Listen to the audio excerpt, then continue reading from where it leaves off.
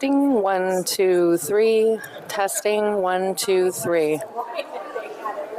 Exactly.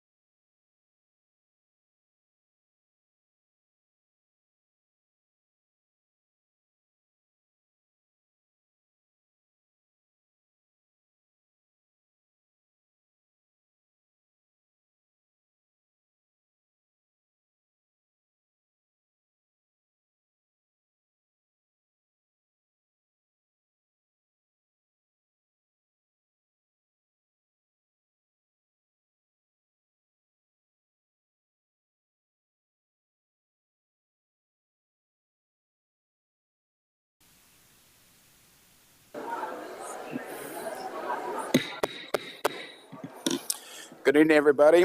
Welcome to the Paso Robles City Council meeting for Tuesday, May 7th. Would we all please stand and for the Pledge of Allegiance led by Councilman Strong. With me, please. I pledge allegiance to the flag of the United States of America and to the republic for which it stands, one nation, under God, indivisible, with liberty and justice for all. Please stay standing for Pat Sheehan.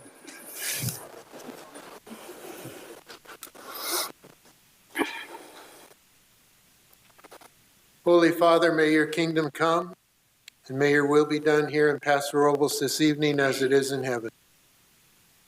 We thank you for our elected leaders, Mayor Hammond, Councilpersons Gregory, Bosch, Strong, and Roden.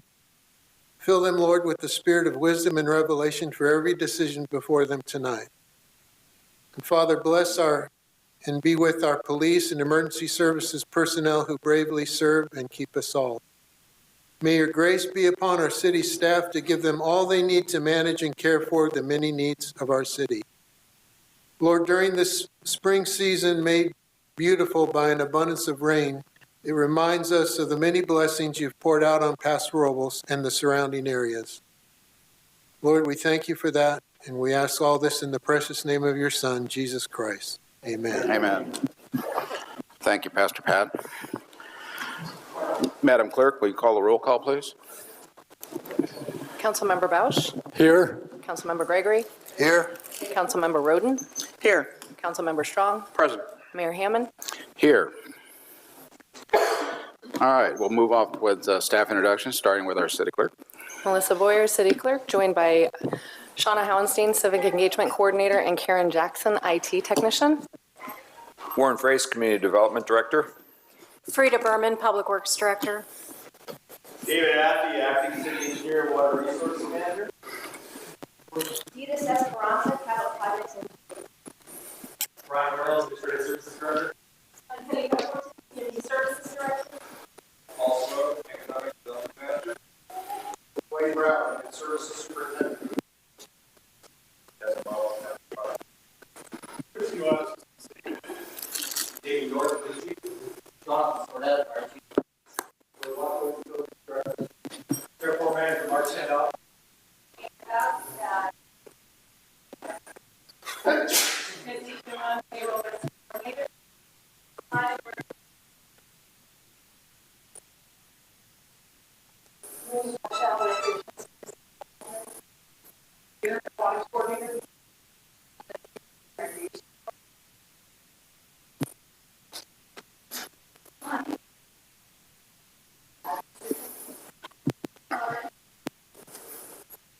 Ty Lewis, City Manager. Elizabeth Hull, City Attorney. All right, thank you. Tonight, first presentation is going to be for the California Parks and Recreation Society, Raising Professional Awareness. Linda Plesha, you have it. Thank you.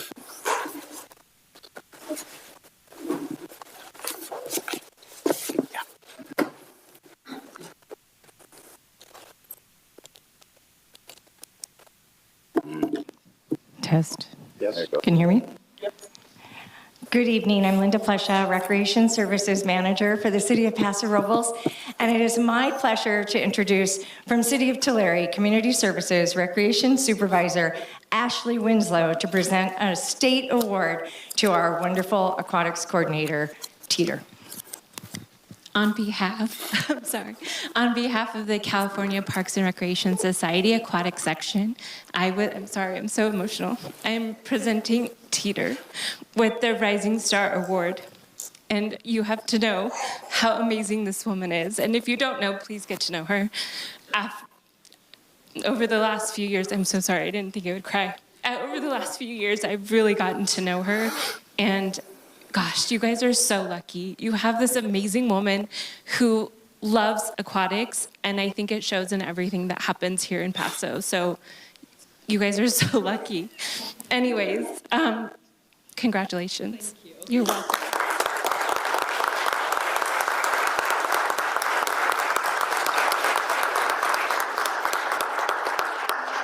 Thank you so much. I just want to say thank you to CPRS and the aquatic section for presenting this award to me. It means so much. Thank you to the wonderful recreation team that is with me every day that makes everything I want to do come true.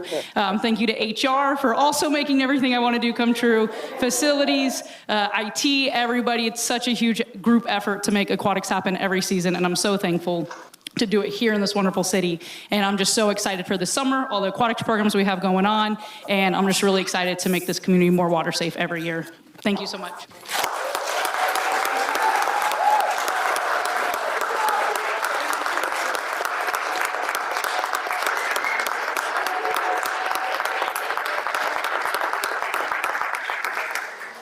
Second presentation tonight is for National Foster Care Month. And we have Felipe Gonzalez here. Felipe.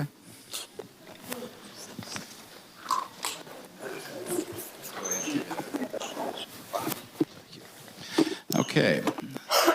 National Foster Care Month, May 2024. Whereas the City of Paso Robles recognizes the importance of providing children safe, healthy, and loving homes when they are unable to remain in their biological family home.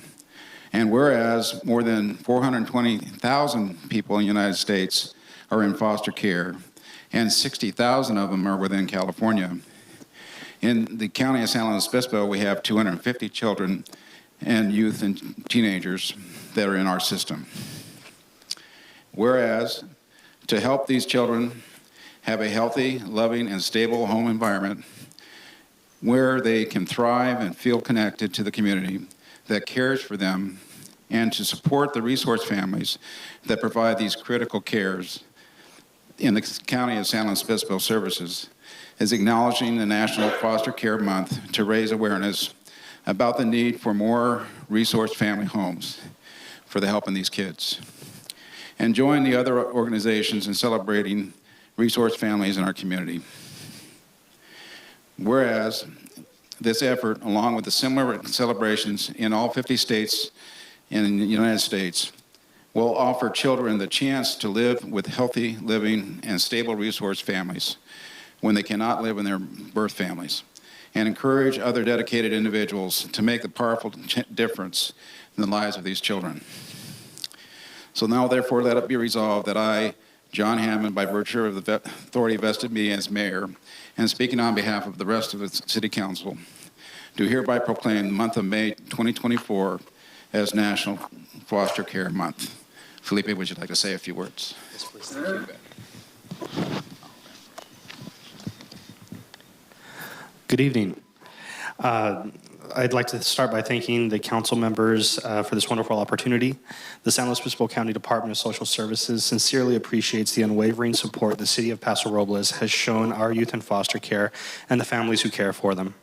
As we honor our youth and families during National Foster Care Month, we also acknowledge the tireless efforts and struggles our staff face trying to ensure that each child in care has a loving and stable home. Our county continues to face a significant deficit of homes, which puts our youth in care at risk of placement instability. In an effort to increase the number of resource homes in our county, we are launching a new recruitment campaign called the 75-25 Initiative. Our goal is to develop 75 new resource family homes by the end of 2025. If we are successful, it will have significantly improved our agency's ability to match youth to an ideal resource family, which will increase placement stability, provide respite for existing resource families, and ensure social workers and staff have the resources necessary to provide optimal services for those in our county's care. We ask that this council stand with us in a mutual effort to raise awareness of this initiative so that we may reach our goal and create meaningful change in the county's child welfare system. We encourage those interested in learning more to contact us via our website, slowfostercare.com, where you can register for informational sessions and learn more about the process of becoming a resource family home. Thank you so much.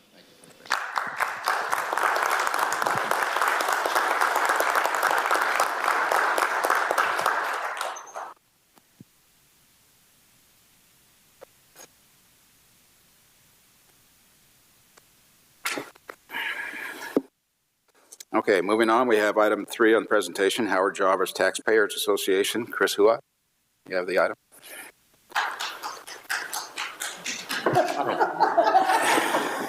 That's a first. Good evening, Honorable Mayor, City Council members, Chris Hewitt, Assistant City Manager. Several meetings ago, this body requested that the Howard Jarvis Taxpayer Association come before it to present information regarding some upcoming statewide initiatives that will appear on the November ballot. With us tonight is the president of the Howard Jarvis Taxpayers Association, John Kupel, who will be providing that presentation. So with that, I will turn the mic over to him. Thank you. Welcome, Jack. Thank you very much, Mr. Mayor. Thank you, Chris. Really appreciate being here. You said there's a clip. Thank you.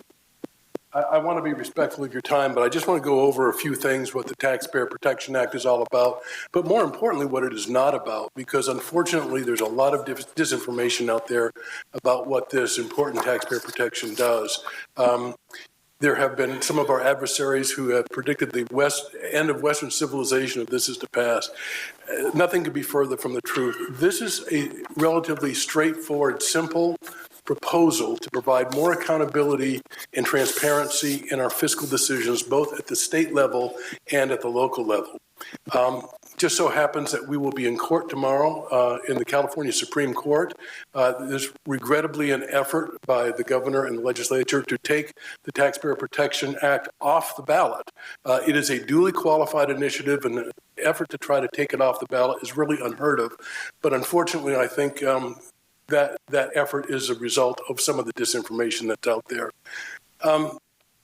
Howard Jarvis got its genesis, of course, with Proposition 13, and Proposition 13 was a very impactful tax relief measure. It remains very popular in the state of California today. It did reduce property taxes very, very significantly for homeowners and businesses in the state of California. The Taxpayer Protection Act doesn't reduce any tax. It simply reconnects local governments and state governments with the people who have to pay the taxes. So there are a number of elements to it. If I can, let me just advance this. And this is born out of some of the very negative metrics we have in the state of California, including the nation's highest cost of living. And last year, notwithstanding, at one time was a $100 billion surplus. The legislature has proposed another $200 billion in higher taxes. The reference there to Proposition 13, as you may recall, is the reference to the split roll initiative, which was an effort to remove Proposition 13's protections from business properties. Fortunately, we were able to turn back that effort. California's tax burden is very high. Highest income tax rate in America, 13.3%. Highest state sales tax rate in America at 7.25%, and that's even before the local add-ons. Highest gas tax in America, and even with Proposition 13, California ranks 19th out of 50 states in per capita property tax collections. That's just the tax side of it. We also have a burdensome regulatory environment. I suspect in smaller communities that regulatory burden is less than it is imposed by the states, but some of the state agencies are imposing very draconian regulatory environments. And then leaving that aside, I think one of the final problems for the state of California is the issue of simple governance at the state level. $30 to $50 billion of fraud in EDD, high-speed rail.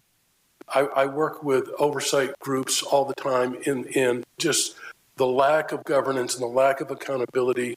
The state auditor just issued a report about 3 weeks ago on the complete lack of transparency in the statewide spending of homelessness. We need to do better in terms of governance, because whether somebody is a big government advocate or a small government advocate, the one thing we can agree on is that the money should be well used. The high tax burden and other problems in the state of California has led to very significant outflow out of the state of California of businesses, large and small, wealthy individuals, skilled labor. And right now, I think there's a broad consensus that voters need some more control over what they're paying in taxes. Taxpayer Protection Act maintains current revenue and spending. It does close a technical loophole in the 2/3 vote, what was something known as the Upland decision. For 40 years, the 2/3 vote for special taxes at the local level required a 2/3 vote. The California Supreme Court created an ambiguity. They didn't overrule it. They created an ambiguity in that requirement, and many local governments jumped through the breach and started imposing special taxes with a simple majority vote, knowing that it was directly contrary to the provisions of Proposition 13. It also, the provision, last bullet point there, all state and local taxes are subject to voter approval. The two-thirds vote mandated in Proposition 13 for statewide taxes, two-thirds vote of each house of the legislature. Unfortunately, they did jam through taxes such as the dreaded gas tax, and that was approved by a two-thirds vote of each house of the legislature. But I strongly suspect that had that been submitted to the voters for their approval, it would have resulted in a resounding no. And as I say, it maintains levels at their current levels, doesn't affect any exaction that was imposed prior to January 1st, but it does require that any new or increased taxes passed after that date conform to the provisions of the Taxpayer Protection Act. Does not impact general taxes, general fund taxes. For most local communities, your big three general fund taxes are TOTs, utility user taxes, and business license taxes. Those would remain unaffected to the extent that they're not earmarked, and restores the will of the people from the initiative that we passed back in 1996, known as the Right to Vote on Taxes Act, and also Proposition 26, which dealt with providing clarity in what is a fee versus what is a tax. And let me just finish up because I want to be able to answer questions if you have some. This is the one that polls very well among voters in the state of California. Requires that the legislature and local government include a legally enforceable specific designation on the ballot for the use of a proposed tax, either a specific purpose or unrestricted, a general fund tax, a tax rate, the period that the tax would be in effect, and the estimated annual amount to be collected. Again, accountability and transparency is what the Taxpayer Protection Act is all about.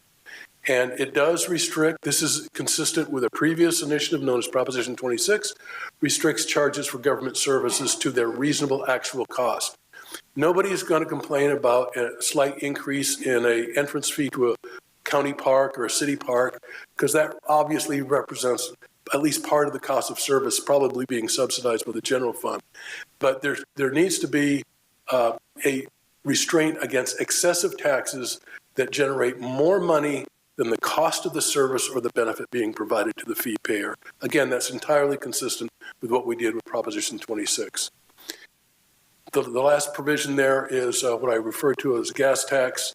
And finally, there is a provision here that requires that administrative agencies not be authorized to themselves impose a new tax. They can come up with a fee schedule, but the fee schedule needs to be somewhat specific, and that fee schedule needs to be approved by a elected legislative body, city council, board of supervisors, special district, or the legislature. At the state level, unfortunately, certain statewide agencies, some of these mega agencies, are giving very broad discretion as to imposing fairly dramatic fees. Air Water Resources Control Board, and other major state agencies. So we have an extremely broad coalition. I represent the Jarvis Association, which is mostly homeowners and owners of small business, but our two major partners are the California Business Roundtable and the California Business Properties Association, and all the small business groups, NFIB, are fully aware of this because we do need more control over taxation in the state of California, and to empower the people who pay the tax some control over it. Again, does not prevent any tax. It does provide more accountability and transparency, and I think that's what this is all about. I'll wrap up by noting this. I think some of the disinformation that's been put out there by particularly the League of California Cities has caused some consternation among some cities, particularly in Orange County, who have dropped their membership in the League of California Cities. I'm not here to recommend that today. That's your own decision. But I am very disappointed in the amount of disinformation that's out there being perpetrated against the Taxpayer Protection Act. And with that, I conclude, and I'll be happy to take any questions. Jack, quick question. Is there a way that the Roblins can get a hold of you personally?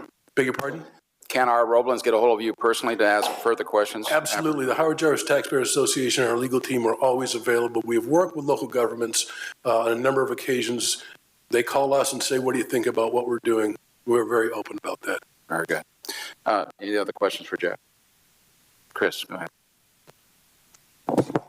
Thank you, John. That was a lot of information very quickly. We hear a couple of other measures that are going through ACA 1, ACA 13. What are we looking at between the Taxpayer Protection Act and those other two measures? Right. There's two other initiatives. ACA 1 would repeal the two-thirds vote for local special taxes, as well as the two-thirds vote for local general obligation bonds. They were put on the ballot by the legislature. When the legislature proposes a constitutional amendment, it does not have to get signatures like we do. They can just put something on the ballot. And as with both ACA 1 and ACA 13, they did it very quickly in about 2 days' notice with virtually no public hearing. I think there's been a little buyer's remorse on both of those. But ACA 1 is designed, it's advertised as providing money for infrastructure, but the manner in which infrastructure is defined is extremely broad, that it could actually be almost anything. What I don't think the proponents of ACA 1 thought about was there's also, in addition to the two-thirds vote for special taxes at the local level, there is this two-thirds vote for local general obligation bonds. That's been in the Constitution since 1879. And I don't think the people who put ACA 1 on the ballot realized what they were doing. When people hear that, they say, well, why are we getting rid of that protection, which is specifically designed to protect property owners? Remember that GO bonds at the state level are repaid out of the state's general fund, does not necessarily have to come with a tax increase. Local general obligation bonds always come with a tax increase, and it's always on property owners. So I do think that ACA 1, because of those very negative things that we've seen polling on it, I'm not saying I'm confident, but it's got a lot of weaknesses. ACA 13 is different. It's a convoluted initiative that was meant to prevent the Taxpayer Protection Act from taking effect by retroactively imposing a higher vote threshold on it. I think when voters hear that, we've done some polling on that, I think it looks too clever by half, a little bit confusing. I'm not saying I'm not worried about ACA 1 and ACA 13, but I do think that the Taxpayer Protection Act is what we're going to be focused on between now and November. So ACA 1 would give more protection to property owners? If a bond is passed, the property owner is going to pay that. If ACA 1 passes, it will authorize not only property taxes like flat rate parcel taxes or split roll parcel taxes, but sales taxes, any tax with a 55% vote, and local general obligation bonds, not with the two-thirds, but with 55%. The legislative analysts who we've met with, in their analysis, I am sure they will write, will open the door to very significant tax increases in the state of California. So if only property owners or renters are protected? Renters are not. This is one of the myths about Proposition 13. If I were to ask people today, do you think you're protected under Proposition 13? A lot of people think their parents were protected under Prop 13, but I bought after 1978. If you own property today, you benefit from Prop 13's rate reduction, as well as that limitation on the annual increases in taxable value. Everybody who owns property is currently protected under Prop 13, and even if you don't own property, if you rent property, you're protected as well, because if the landlord pays more, guess what happens? Thank you. Councilman Strong. Yes. As one who worked on the original Prop 13 with more Mr. Gann than Mr. Jarvis. Right. But as I recall, it only affected property taxes, not sales taxes or any other type of taxation. Is that not correct? It did have the property tax limitations, but there was a section of Proposition 13 that said cities, counties, and special districts can impose special taxes with a two-thirds vote, and that was intended to include other kinds of taxes. That provision was weakened, so there was a distinction made in the law about general fund taxes only needing a simple majority vote. Again, your general fund taxes for most local governments are utility user taxes, your transient occupancy taxes, your business license taxes, those, and there are others, but those are the main ones that local governments rely on to buttress their general fund. Where some local governments were really they weren't hurt by Prop 13, but they were hurt by the law that was passed right after, which apportioned the property tax revenue, because there were some cities in California that didn't levy any property tax back in the 70s, and because the apportionment formula was based on what you were doing before. But I suspect Paso Robles was imposing a property tax, so you're probably getting, I don't know, I would guess, a fairly decent increment of your property taxes in addition to your other taxes. Thank you. Yep. Councilmember Roden, question. Thank you. Can you back up a few slides where you were talking about the two-thirds vote or the distinction or what the changes? You keep going back.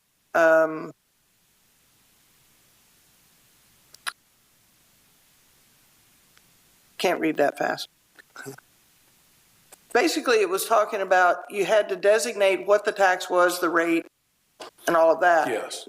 Now, correct me, if you do that, then you have to have the two-thirds vote? No, even a general fund tax to get a simple majority vote would still have to provide information about the rate and... Okay, so it doesn't change that? No. Okay. I thought if you designated what the use was. If you designate it, it becomes a special tax. It would require a two-thirds vote. Okay. But those general fund taxes are, which go into your general fund, right, are unrestricted. Yeah, one follow-up question to that. Because it also says duration. Is that going to require that you cannot have a permanent tax? We have, if there is a provision that says this tax is imposed until voters repeal it, that is a definite duration. Even though it may seem a little amorphous, that would comply with what we require in terms of the duration. We would prefer probably a fixed date, but as a matter of law, we would let that slide. So another point, there are some taxes out there that may be in slight technical violation, and the notion that we're going to be looking for all these illegal taxes and suing isn't going to happen. The taxes that we are most concerned with in the wake of the Upland decision are the special taxes that were imposed after 2020,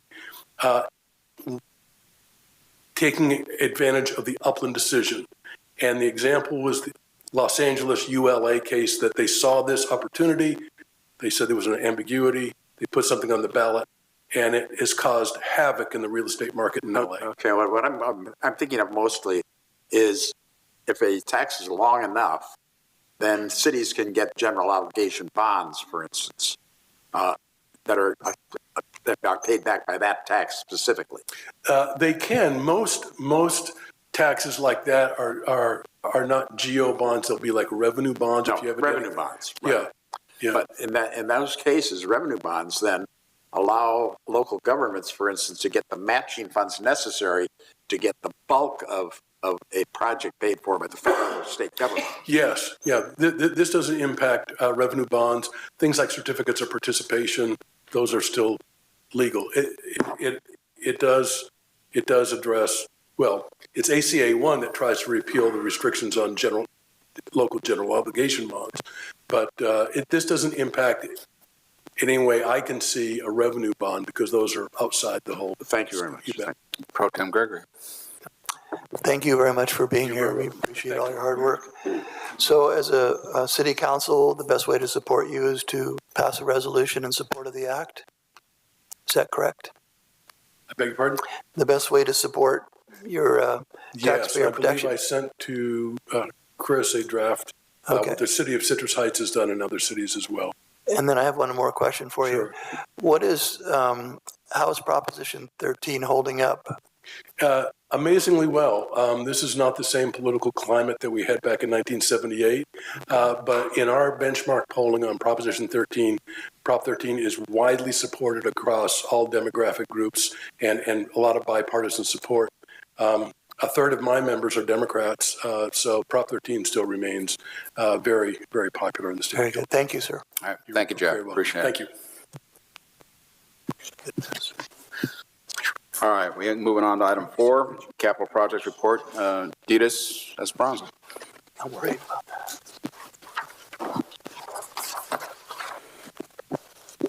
Good evening, Mayor, members of the City Council. This is our monthly report on the status of our capital improvement projects under construction in the Public Works Department. So I'll start with the big project we have going on right now, which is the Creston Road Corridor Improvements, Phase 1, which is from South River Road to Orchard. As you've seen probably driving around, we've switched to some of the concrete work over there. And you can see some sidewalks have been poured and some driveways. And I just want to thank the patience of the Capitol Hill residents. We closed one part of Capitol Hill so we can do that road over there. Unfortunately, while we were doing the work, we discovered some unforeseen utilities that we had to figure out what is going on over there. And then once we figured it out, we were trying very hard to meet our compaction requirement. Unfortunately, with the soil being saturated, we were unable to meet those requirements. So we've been scratching our heads on trying to figure it out. And I think we figured it out. And so you will see the concrete work proceeding. And so in about 2 weeks, the Capitol Hill Road will be open on one end, but probably we'll have to do the other sides as well. And just as a reminder, that's Phase 1. We do have Phase 2 coming on the heels of the completion of Phase 1, which is about 2026. And Phase 2 has the roundabout, road surface ramps, and using a $3 million grant. And this is the cross-section for Phase 1. And a reminder that we are installing a traffic signal at Bolin and Walnut to assist with access from each side of those streets.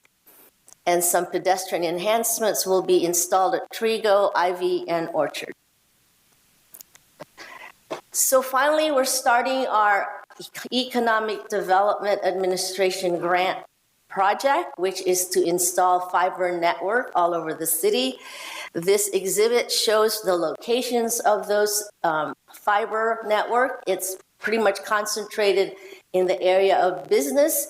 And just a reminder that the reason for the grant was to assist with business development and hopefully provide additional jobs for the city. And that was the impetus of the grant through the Economic Development Administration.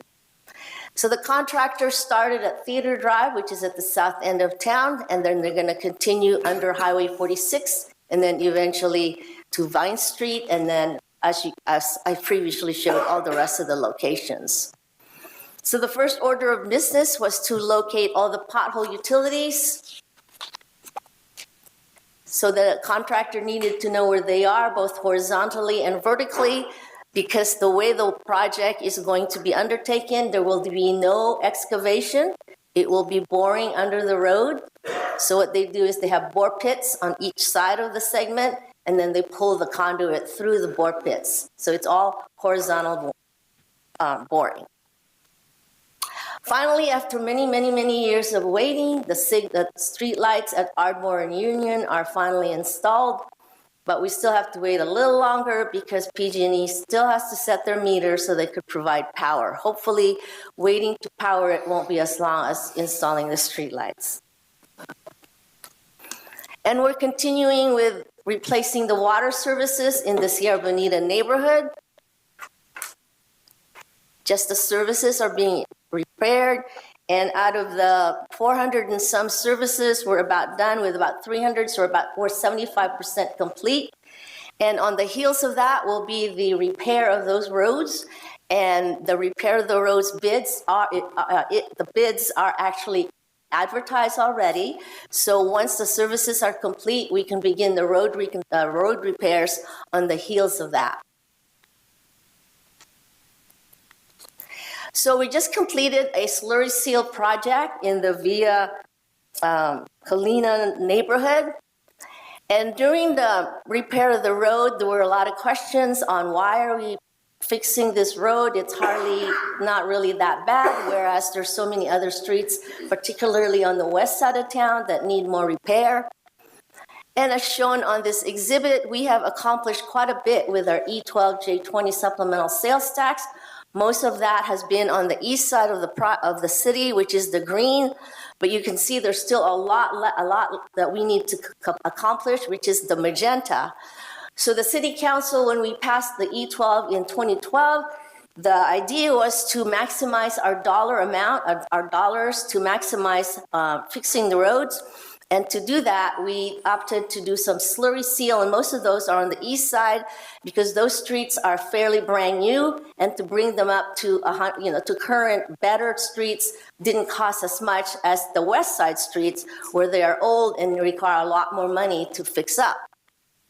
So I just want to remind you to slurry seal a project is in the cents to do, whereas the light rehab and the heavy rehabilitation are much more costly, ranging from $3 to almost $19, whereas on slurry seal, it's not even a whole dollar. I just want to show you the deterioration curve for a pavement. It starts out very good, and then at some point, it starts deteriorating rapidly. So if we can catch the road at where it says east side, then we can really maximize on the dollars spent. So I was trying to figure out how can I explain this a little bit better. It's like buying a new car. In the beginning, the only thing you have to do to the car is to change oil and filter. You just do that, it's hardly any money. And then eventually, if you continue to change oil and filter regularly, as the manufacturer's brochure says, you will extend the life of that car before you see it deteriorating rapidly and start spending money for the brakes, I'm trying to pretend like I know what I'm saying, but the batteries and things like that. And so that's the concept. That's the concept of the slurry seal. You want to use the least amount of money to maximize the useful life of the streets, because even if you spend money where it starts deteriorating down, you can spend all the money you want, but it still doesn't give it the improvement that you need. And so that was the goal that we tried to do to maximize our E12 funds. Oops. So we've been able to do that. We made a big difference by maximizing our money, by spending it a lot on the east side. But now we're at the point where we need to bite the bullet and start touching the west side streets, which is the magenta. Those streets will cost more to do, and so that's what we hope to accomplish in the next few years and get those streets in good order. However, at the same time, we can't let the green streets just sit there. We still need to continue to rehash and redo those with continued slurry seal so that we have a balance of continuing to do slurry seal, but then fixing the heavy rehab of the west side streets. So that was just something I wanted to explain to people why we did Via Colina when it was not that bad compared to Vine Street or some other west side streets. Projects that are coming up for construction is the 17th Street project from Chestnut to Spring. We awarded that project at your last meeting, and we're ready to go. We're doing all the contract documents, and we should be ready to go once school is out of session. We also awarded a project to rehab the parking lot at Centennial Park. You can see the squares with the rehatch, with the hatched areas. Those are the areas where the pavement has failed, and so we need to actually dig out and repair those areas, which required us to do compaction testing. And this will be what it looks like in the end. We also have our annual pavement striping project where we refresh the striping of our major roadways. Our street crew can do most of our refreshment, but not on streets where they're heavily traveled. So we're doing Theater Drive and Downs Drive and get that out of the way. And for the striping project, we're using gas tax. So that concludes my report, and I'll be happy to answer any more questions. Okay, thank you, Detis. Questions for Detis? Councilman Bausch. Detis, I really appreciate the car analogy. It made perfect sense. Question on the slide where you give the detail on how much it is per square foot. Can you go back to that slide? When we talk about the west side, which is the most egregious part, I think, of what we have to confront. I don't. Oh, there we go. Oh, sorry, there it is. Keep going. Oh, this one, and one more. Right there. Oops, shoot, sorry. One more for, yeah, $16 to $19 on the heavy rehabilitation. I assume that's the west side for the most part. Yes. That does that include the sewer and water line replacement as well? No. That I think we need to understand as well, because when you look at this, you go, well, that's expensive, but it doesn't really encapsulate the full project. As we know, we have to replace all of that. Correct. On the west side. So the 16 to 19 would be more. Do you have an estimate as to what that might be? And I know that's today's dollars, and we're looking down the road to those projects. Yeah. We're kind of thinking it adds almost 30 to 40% to the project. And that'll be good if we get away with that, right? Yeah. Honestly, by the time, because we're looking at least 2 or 3 years out to hitting some of those areas. And we've seen what's happened over the last 3 years. Mm-hmm. Okay, thank you. Sure. Tim Gregory. Yeah, Ditas, on your colored map, you have Charlotte Road being magenta. Is that just a recap or reslurry or? Say that again? On Charlotte Road? Oh, Charlotte is magenta, meaning we haven't touched it.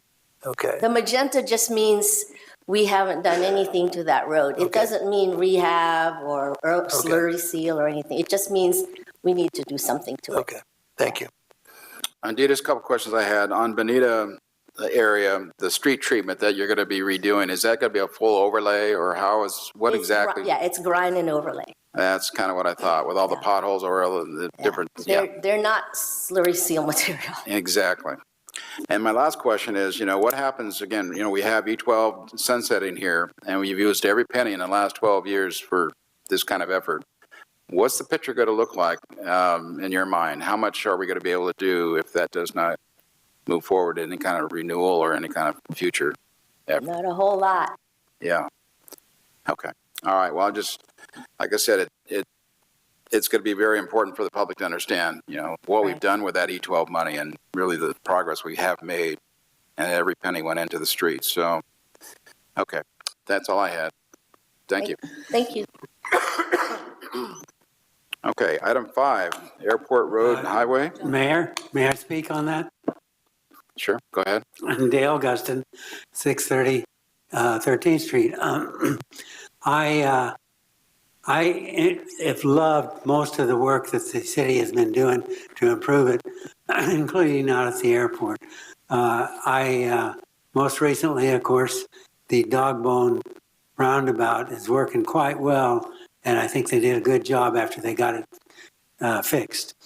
My concern is the recent closure of Airport Road onto 46. Ben Reddick in 1980s had said Airport Road would be the future. Mr. Guston, that's the next item. That's on the next item. If you want to comment on that.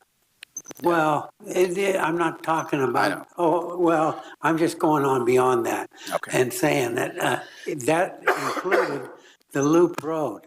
The Loop Road was in place for 20 years, and it was the extension of Airport Road all the way down through the city. I think that was a mistake to give that up. And then we have, it also included a fix at 46 West and 101, and that was lost in that. So I really think that we need to rethink how we treat Airport Road, and I will talk on that when that comes up. Okay, moving on then to item 5, Airport Road, Highway 46 East, left turn closure briefing. Warren Frace. Yes, thank you. Warren Frace, Community Development Director. We want to give you a quick update on the Airport Road 46 East Parallel Route Project. This is a program that the city's been working on with Caltrans for a number of decades. We're starting to implement the first phase of that project. So I'm going to introduce Dave Athey, our acting city engineer, to kind of walk you through it. Dave. Thank you, Warren. David Athey, Acting City Engineer, Water Resources Manager. So I want to just go through this tonight. Pappage Construction is going to start construction later on tonight. So this is a very timely item. Is this the clicker now? Yes. Thank you. So tonight I'm going to talk about the airport road area improvements in general, then go through the airport area development. So why is this happening now? What's pushing this forward? The traffic studies that we looked at, this left turn restriction, Caltrans' review and their recommendations, and then the final project condition. So with in the airport area, as you can see on the screen, we have I have 3 different phases of a much larger project. This is Airport Road here, Highway 46 in this direction, east and west. This green line that's on here is what we call New Airport Road. And this is the Union Road current intersection with Highway 46 in this location. So phase 1 of this overall improvements to this corridor are these left turn restrictions. Both Airport Road and Union Road in the future will have the left outs restricted. These have higher than average accident rates than what Caltrans classifies for their system. And so they've, on various projects, including the 3 we'll talk about tonight, and the existing hotel in this area, they both are conditioned to close these left outs and have gotten approval from Caltrans for that. The next phase after that happens is the Wero Bridge, which is located here. As you come down from the airport, there's kind of a dip in the road and you get down to the bottom of Wero Creek. Right there is where it'll take off kind of to the southwest and go across the Wero up to the bluff on top. That's the second piece here. There's a short section that's not yet completed. I'm going to blank. Justin Winery has just completed a big building and they've completed half the road section this direction, and the first roundabout is currently in right here. In the future, phase 3 will be the Union Road overpass, which will include a connection to Tractor Street, an overpass at Union Road, and then new right on turning movements on the Highway 46. So if you want to go to the east, you go over the overpass and you go right on. It's a much safer turning movement. You just have basically your conflict at that point is a sideswipe type conflicts, which is much safer for the driving public. Same thing. Oh, good, the turn. Same thing for folks that want to go westbound. You come over the freeway. I'm sorry, you come over, you get near the interchange, and you go right on the highway at that point. I just want to point out the Golden Hill Roundabout, and I was happy to hear that it's got kudos tonight. It is working well and is a fantastic addition to our road system. So,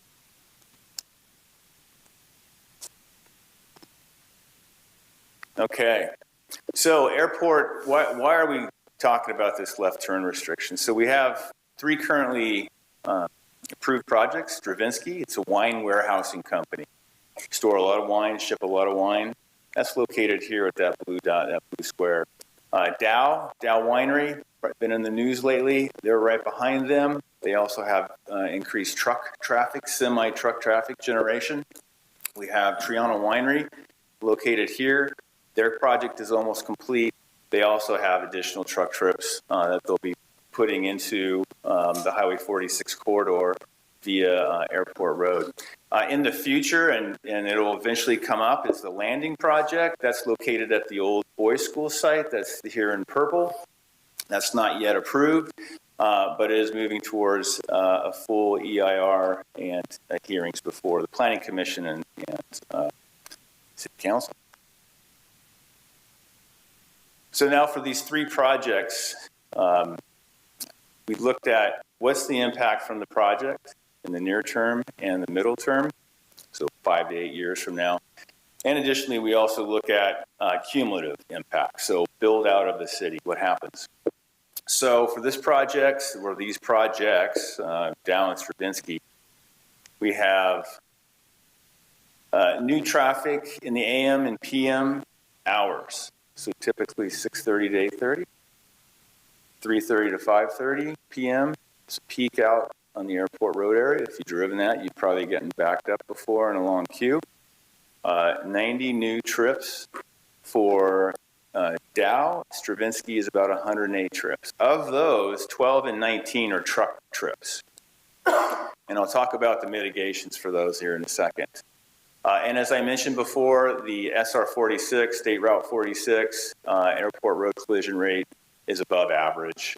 So we see more collisions there than a typical intersection on the state highway system. So what do we do? So the traffic impact reports looked at what can we do to really mitigate these impacts, especially during the AM and PM peak travel hours. We realize people have long queues out there. Nobody likes waiting in line. So we came up with, and the three businesses agreed to, prohibitions on outbound trucks during these peak congestion hours. So we won't have these large vehicles on the road adding to the queues, adding to the congestion in the area. So they're conditioned to come up with a travel demand management program that will allow them to have outbound and inbound trucks at different hours of the day outside these peak hours. And those peak hours also include the peak hours on Highway 46 because it's also congested. And that also runs into the weekend. We've all seen various times where Highway 46 is well backed up. Let's just put it that way, right? A lot of congestion. So that's one of the conditions. The other is we have one of the following safety mitigations. So really this is to address the left turning movement at Airport and Highway 46. They had three options. One was to extend the eastbound median acceleration lane. So pulling out, so you're going towards Fresno, say you're sitting at the intersection, you want to go towards Fresno. You wouldn't just pull out in the traffic, the travel lane, you pull into, there's an acceleration lane there. So looking at that, and extending that so that a truck could get to 55 miles an hour by the end of the lane. So that was one option. Also accommodate westbound U-turns was another option on Highway 46. What does that mean? Well, that means that you'd go actually right, and then somewhere between the Airport Road and Golden Hill Road, there could be a U-turn at at Union Road, that intersection. Or look at the intersection of Golden Hill Road and create an apron big enough to allow a semi-truck, the largest truck that's legal in California, 65 feet, to do a U-turn there. That was another option. And then the third option, which is construct the Wero Bridge. That one really is a tough one. It's $29 to $30 million. So it's a hard one for these smaller projects to really afford. So what happened? So we had, is being a good partner with Caltrans, we provided them with an opportunity to provide input. They also reviewed the environmental document. And of course, like the city, they came back concerned about the accident rate at the intersection. Their preference was for the Wero Bridge, but they recognize that that's a lot of money and that we wouldn't be able, that it's really not a solution for these projects. So they recommended the closure of the Airport Road left turn. Now that would eliminate the T-bone type accident, which is one of the, unfortunately, most deadly accidents you can have. It's someone getting hit straight on, going slow by a vehicle that's traveling really fast, on Highway 46. So they recommended that interim solution. Just to do our due diligence, we had our traffic engineer look at that recommendation. We wanted to make sure, is this the right thing to do? It comes back. It is. It has a benefit. One, it reduces the T-bone accident rate.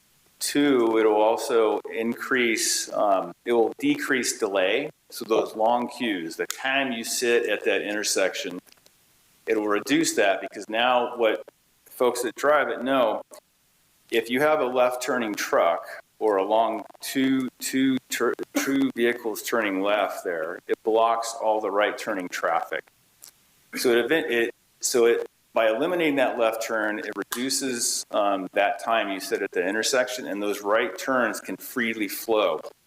The other thing that we looked at is that the vehicles, passenger vehicles, pickup trucks, box trucks, something a little smaller than a semi, the full-size STAA, that's the 65-foot truck, could do a do a U-turn at Golden Hill in 46. That is currently signed for U-turns. They could also turn left onto Union Road, go up to the Golden Hill roundabout, come back to the Golden Hill intersection, and then go back left. So those are two options. The third option, there's many options out there. You can go down to Dry Creek Road over to Jardine, and Jardine has an intersection with Highway 46. I still accommodate the left turns. In the larger trucks, in the interim, until the other improvements are complete, we'll have to can use the Golden Hill Union Road roundabout, or find another route to use in the area. So with that, this is kind of a little schematic drawing of what it's going to look like in the future, what folks would see if you looked at it from above. We've got the right turns here, a raised median in this location to really discourage the left turns, new striping. So whereas folks, you hang back with that car, sorry, this little click delay. This car right here is where your current left turn kind of pocket sits. It'll be extended out, so trucks and cars will be more out in this area right here. And then when it's clear, come in and turn left. Both turns accommodate the largest legal truck on the road. That's no problem. And then the acceleration lane on this other side will be closed as part of that, as part of those improvements. With that, I take any questions you have. Yes. All right. Thank you, David. Start with Councilman Strong. Yes, my understanding for it with Caltrans was their ultimate intention is to eliminate the left turn in as well as the left turn out. No. But that's once we get the bridge over from Union Road. I haven't had any discussions about blocking the left turn onto Airport Road at this point. Okay, because my understanding was once we have the overpass on Union, then they can use the route, as you had mentioned, across Warrow at the top and down, and they would have a diamond or a cloverleaf there. Yeah, I just conferred with my colleague, Mr. Frace, and you're right. It would be the left turn in would be closed, but the appropriate movement, like you just mentioned, would be to use the new interchange or the phase one interchange, which is the right. You get off, right, go over the bridge, out Airport Road, right, Airport Road. Thank you. Thank you. Councilmember Roden. And we know that's a dangerous intersection, whether you're pulling out across traffic in either direction. And but for that interchange to work elsewhere, you'd have to have the Warrow Bridge built, correct? Are you talking about the If we overpass? eliminated the left turn from 46 East into Airport and do the overpass, you'd still have to connect it to a bridge you were talking about on the Warrow. Yes. Okay. Another, I had cousins here a few weeks ago, and they had a 45-foot motorhome, and they said, how do I get out on Highway 46 East? I said, well, you take a right, go down the stoplight, take a right, go through Lowe's parking lot, turn around, come back out. That's one option, but you don't want a whole lot of truck traffic through there. But there, I don't know if you can utilize some of that area as well that's still a little bit more open, that we could actually have turnaround areas beyond taking a right at the stoplight versus fighting traffic to get over into the left lane and for trucks and getting into that turn lane to the left at the stoplight. I don't know. I'm just throwing it out there. It'd be easier to stay in the right lane once you pull into it, take a right at the stoplight if we can utilize something down that, further down that road. Yeah. To create some sort of roundabout or turnaround area for large vehicles. Yeah, so currently in our circulation elements, and this is the intersection you're talking about here at the bottom here, it's Golden Hill Road. Currently in our circulation element, we do plan to have a roundabout here at Tractor and Dallins. So that would accommodate that turning movement that you're discussing when that's built. Pro Tem Gregory? Dave, on the westbound exit out of Airport Road, will you have an acceleration lane on the right side? No, there's no current room for that. It's a widened shoulder. So Caltrans, when they installed those improvements, they have as wide a shoulder as they can, but that would require the widening of that bridge. Now, phase 2 of the Union Road overpass project does have a widening of that bridge because that will be an off ramp right there. Okay. So, that will be something that's worked out, but that's way down the road. In the future. That was my question. Thank you. And then so vehicles also have the option of going east on Dry Creek and get onto 46 eastbound off of Dry Creek. Correct. Okay, thank you. Which still causes a crossing moment. It's the same kind of a movement that we're trying to avoid on Airport Road too. Councilman Boucher. So to that end, what's the tipping point when the eastbound truck traffic over Dry Creek to attempt the left-hand turn? Is there a point when that will be closed as well for truck traffic? We haven't looked at that yet. We anticipate as these projects move forward that we would build the Warrowell Bridge, right, as phase 2, and then the truck traffic would use the Golden Hill roundabout. The Golden Hill intersection signal. So time-wise, hopefully this is a temporary problem. This is what I'm hearing. I don't know that Dry Creek is not the best road for trucks to be on. They'll probably avoid it out of choice. At least the second or third time they'll probably avoid it. They might go the first time. But are we looking at 2 years, 3 years, 4 years? What do we think? The Warrowell Bridge? For the roundabout. For Tractor and Dallins? Yeah. There's no current plan at this point. We don't have a timeline on that. And then the other question that I was asked, I hadn't thought about, what is the cost allocation for this? We have a lot of businesses that are growing, expanding. We want to encourage that environment. The city itself is looking at expansion at the airport. How do we allocate costs? Is there a simple way to define that, or is that something for another night? So we have what's called the traffic impact fee, and we look at that throughout the city, and we look at the different projects that are needed. In this case, this is area C in our traffic impact study.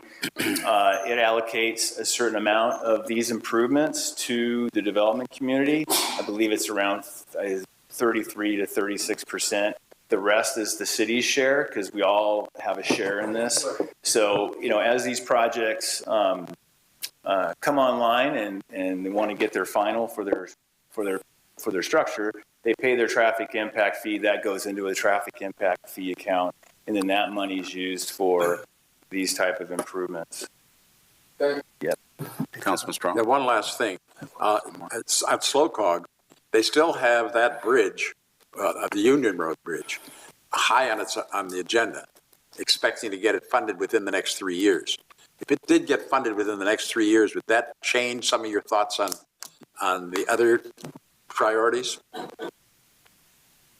Well, it would be ecstatic if we got funding for the Union Road overpass. I think that project is separate from the other projects that are going on. We still need to build the Ware Bridge to make. Well, even with it, you have to have the Ware Bridge. Right. But what I'm asking is, would you accelerate the timeline for that bridge, for instance, if we get the other also? That would be a recommendation that we would make. All right, thank you. Likely for the Ware Bridge. Thank you. Steve Gregory, go ahead. Yeah, Dave, one more question, and Detus might be able to answer this. When we redid Dry Creek Road, didn't we increase the depth of the support of that road for trucks? That's correct. So that road was partially rebuilt in this location out to here. I don't know the exact extent. I think it's near the county line. We increased the road section as much as we could with the funding we had, so that lasts as long as it can, because of all the different truck traffic and this traffic. That was just a question. Thank you. Yeah, But that's just as dangerous pulling out down there, if not. I mean, since I drive that road a lot, I see a lot of people coming across there for truck. I don't know if you can get up to speed to get across. It's pretty close with cars cutting across. Yeah, David, I was going to have some questions too. I've been out there 44 years using that intersection, and I think right from the beginning, I think that Caltrans especially didn't design that properly to have two lanes, one left, one right, which sometimes through 4 o'clock in the afternoon, that queue is back way down at the bottom of it's way back there, a mile back. But anyway, the point though, my question is, did anybody talk about the fact that these new projects could go north to Tower Road, over to Jardine, over to Estrella, and come in 46 East underneath the new bridge that was developed out there at Whitley Gardens? Has anybody talked about that? In terms of with the agencies, no. I mean, we've looked at the Estrella Road. It's narrow, windy, long. It's it's actually not that included. Everybody, and me included, takes the fastest route possible. Me right? too. So from A to B, the quickest route. It's not likely to be heavily used. We have told various folks with livestock trailers and things that may be the way you want to go to use that right on. That's kind of like what we're going to have with Union Road overpass, is you come out and go on the freeway and go right instead of turning left onto it. So it is a viable route.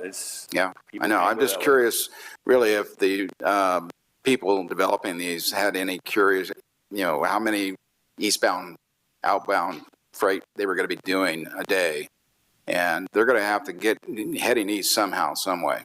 Mm-hmm. And the quickest way is going to be to Dry Creek over to Jardine, and you're going to have the same, movement going across oncoming traffic there, just as you do on, Airport Road. Although, there are multiple lanes there where they don't back up the traffic either. So it is a similar type intersection. I don't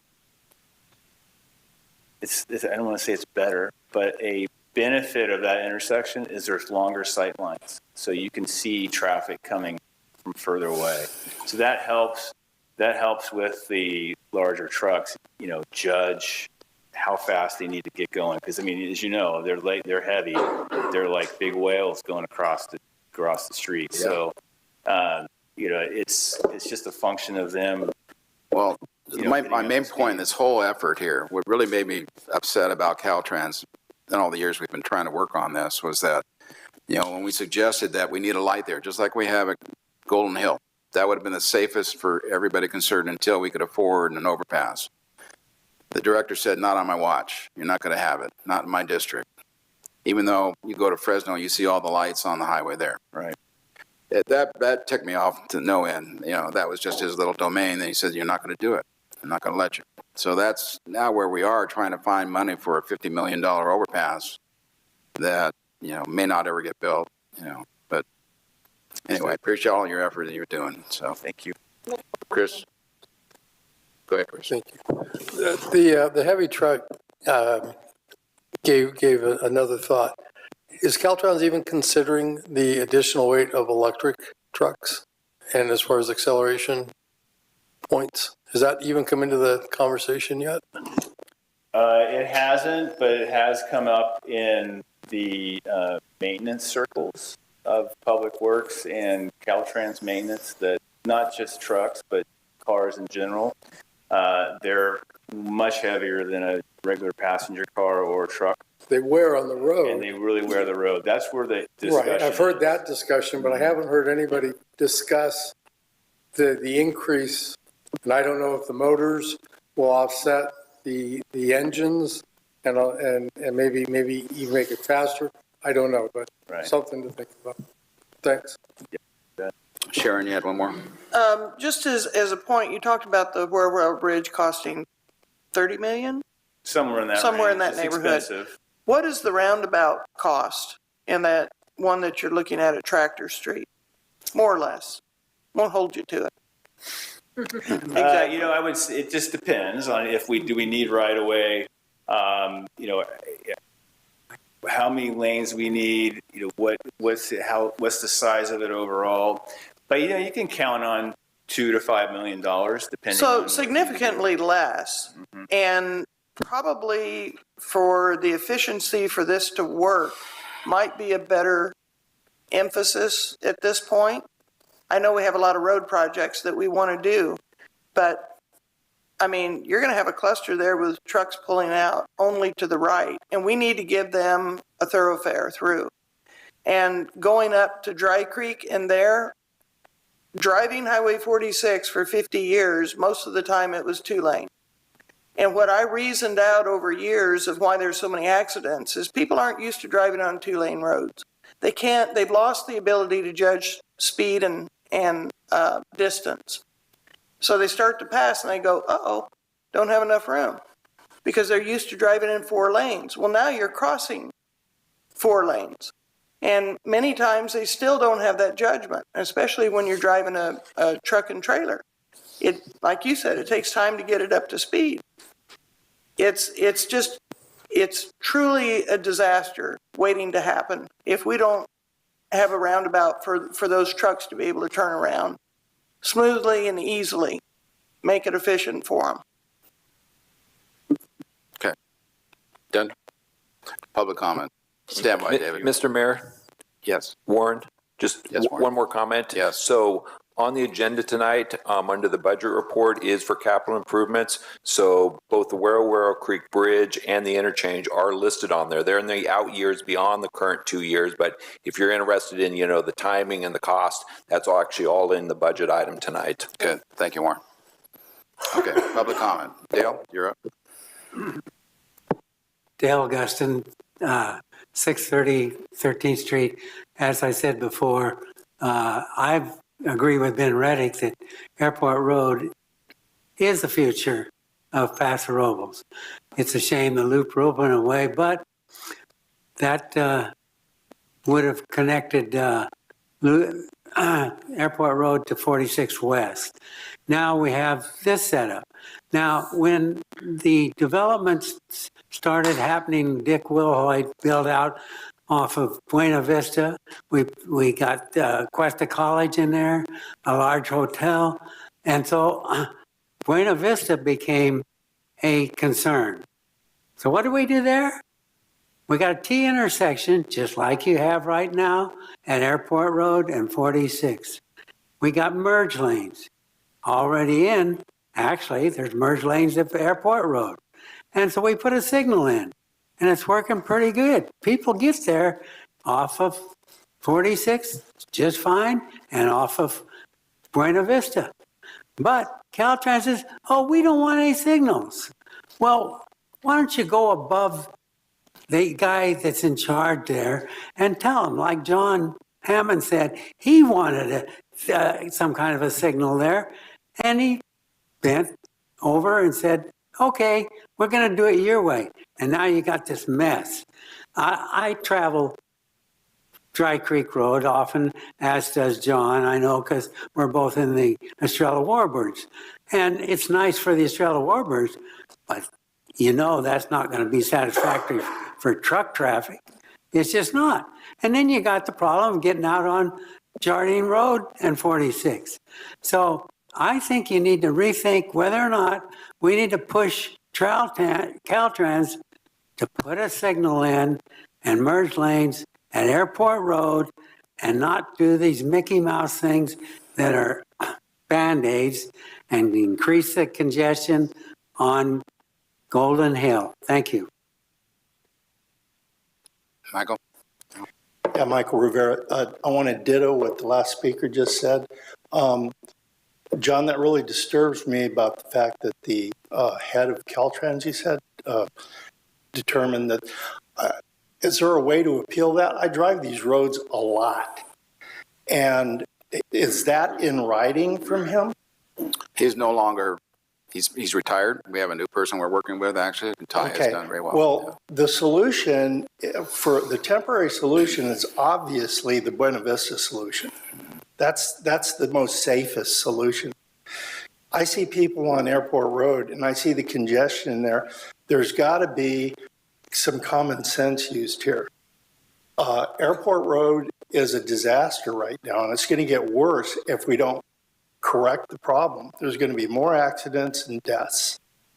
And we've got to avoid that, and putting that in writing, asking for a review of that decision and asking them to reverse it because we need a light at that location. We'll be able to mitigate and also help the traffic on the weekends to be timed going down to the 101. But the way it is now, it's incredibly dangerous and it has to be fixed. And the best and most inexpensive solution until we get bridges constructed is a simple traffic lights. So I think that has to be the proposal. It has to be pushed forward, ask there for their response in writing, and then determine if you can get them to relent and allow you to produce a common sense solution, which is not 40 or 50 or 60 million dollars, is the way that this city should really push hard to try to achieve. Any more deaths there would be just horrible. Thank you. Thank you. John, anyone else? Okay, we'll close public comment on this. Yeah. I've talked to Caltrans about their reasoning on this and had extensive conversations. They're saying that 46 at that point westbound is too high, and then it's a short distance down with no visibility for trucks that are loaded. Once they top that, if there's something going slowly across their lanes onto Airport, they can't stop. They don't have the braking power to stop. That's Caltrans' position.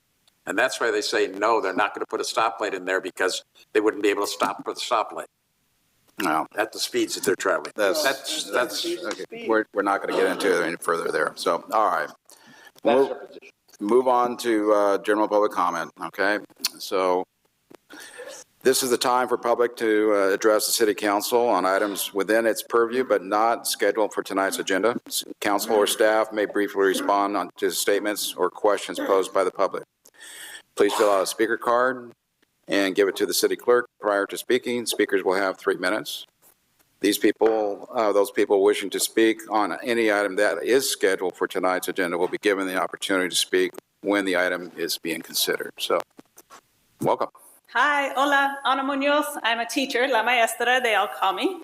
And my family, we're la gente. We work in your fields, we take care of your food, and we make sure your bellies are full.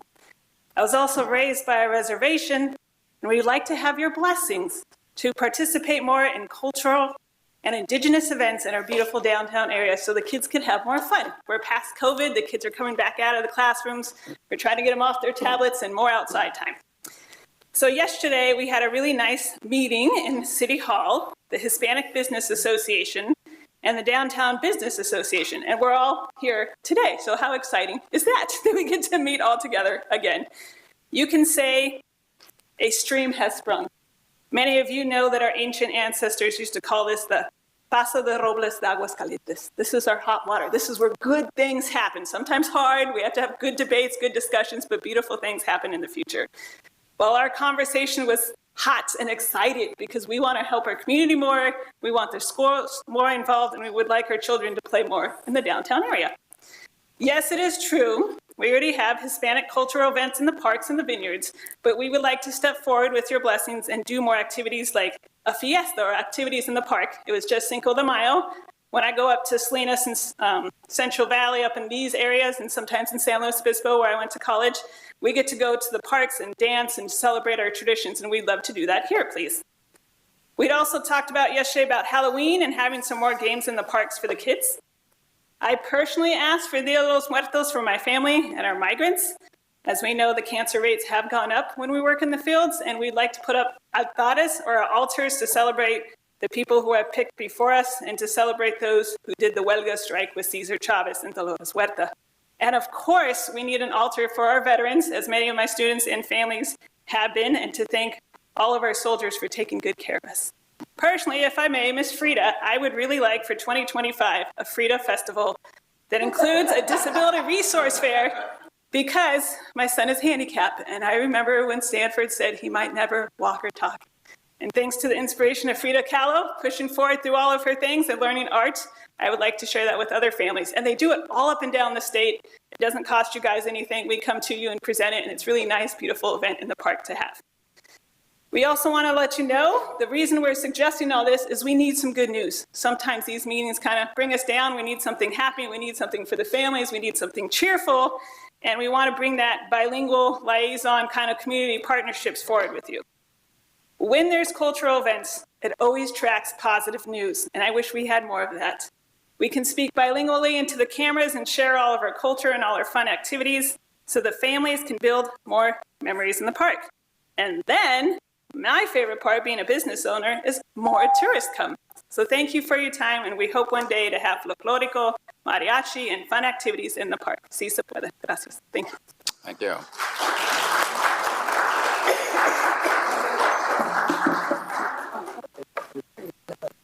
Okay, I'll remember this time. Linda George, 3126 Spring Street.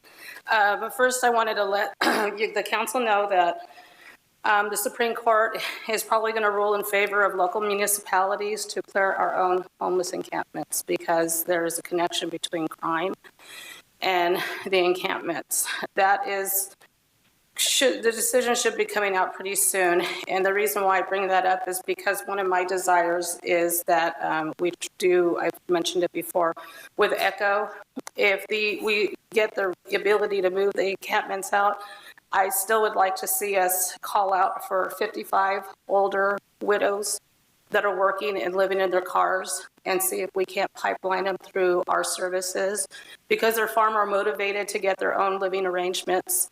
There's a lot of working seniors and living in their cars and trying to make ends meet in that fashion.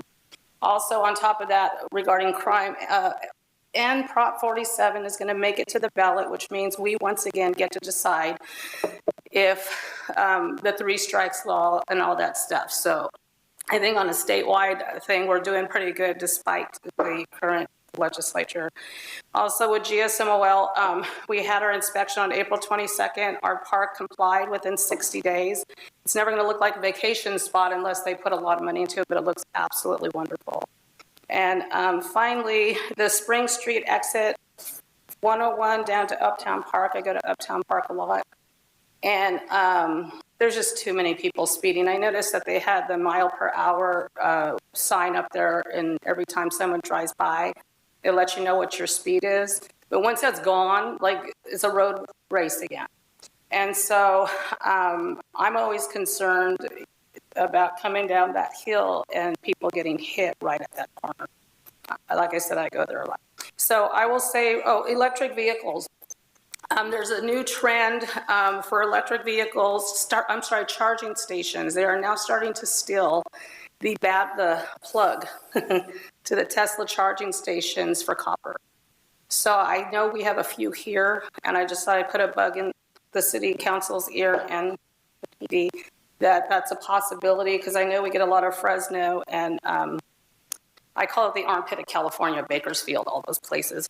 They're coming over here to take our stuff. And then there's also a new trend about stealing tires off of Hondas or Nissans. It's not the catalytic converters now.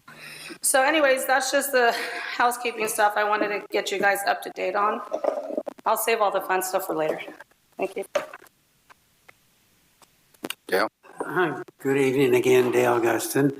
I want to preface my comments with, I've been here since '79. I've seen a lot of city councilmen and women come and go.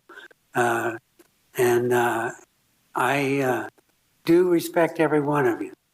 I may criticize you a lot, but it's out of respect for, I know that you have the best interests in Paso Robles at heart. So in light of that, you see a large audience here tonight. I would respectfully request that you consider moving up K4 and 5 on the agenda. Thank you. Thank you. Anyone else on public comment? Okay. Go ahead and close public comment, and we'll move on then to item H, agenda items to be deferred. Mr. Sadaloo. No, Mr. Mayor, we have no items to be deferred. Okay, we'll move on then to I, overview of the items to be considered for consent calendar. Ty Lewis. Thank you, Mr. Mayor. So our first item is approval of the April 16th, 2024 City Council meeting minutes. Item number 2 is receipt of the advisory body minutes.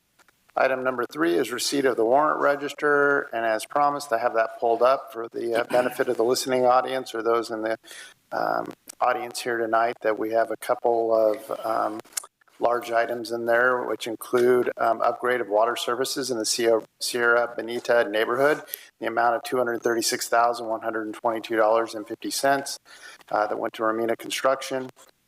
We have a new backhoe purchase from Coastline Equipment in the amount of $149,335. Rolling Hills neighborhood repairs to Cal Portland Construction for $540,318. Our Section 115 trust contribution to Wells Fargo for $556,900. Our attorney's fees to Best and Krieger in the amount of $116,631.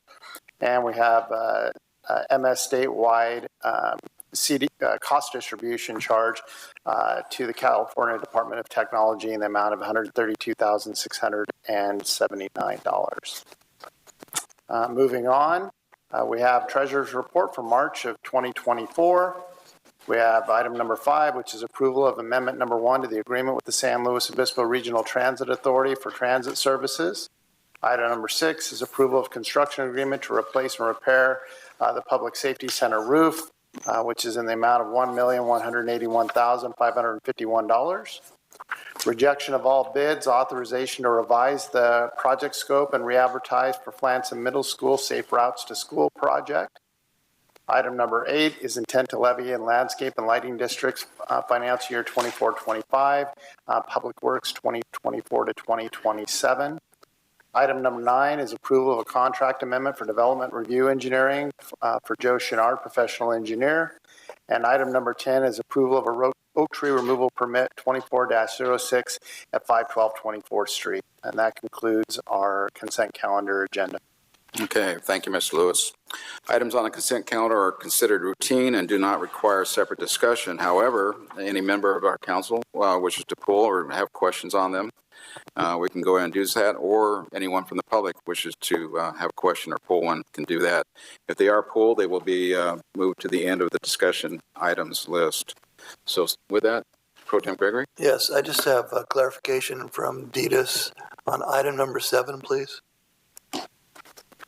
Yes, sir. What is that project exactly? It's the enhancement of the pedestrian improvements on 24th Street in front of Flamson. It's a grant-funded project, putting the flashing signals, redoing the curbs, brightening the sidewalks, things like that. Okay, that was my other question. I want to make sure what it was. Thank you. But we are rejecting the bids because they came too high, and we put in a scope that was not grant reimbursable. Got it. Thank you. Councilman Bouch. Clarification questions on J5 and J8, please.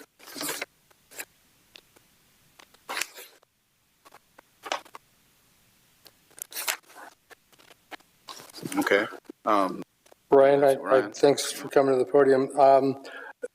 In agreement with this concept, I was just trying to figure out how much this is the investment that the city is making. Do you have a dollar amount that we're approving? We don't have a dollar amount. What happens is the Regional Transit Authority takes their cut of the local transportation funds first, and anything that's left over outside of their operations gets forwarded over to the city. Okay. Outside of that, the city would be the direct recipient of those funds and then the operator itself. So by our approval tonight, we become in line to receive those funds. By the approval tonight, we're just extending the current agreement we have with the Regional Transit Authority for another 10 years. Okay, thank you. And then on J8, Dwayne, you still here?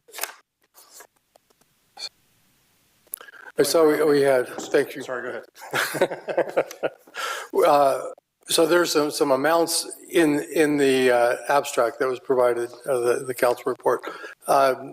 Any estimate on to how much those are going to increase, those assessment fees in an aggregate amount? The aggregate amount, the aggregate increase from last year is about $98,000. Okay. For the entire district.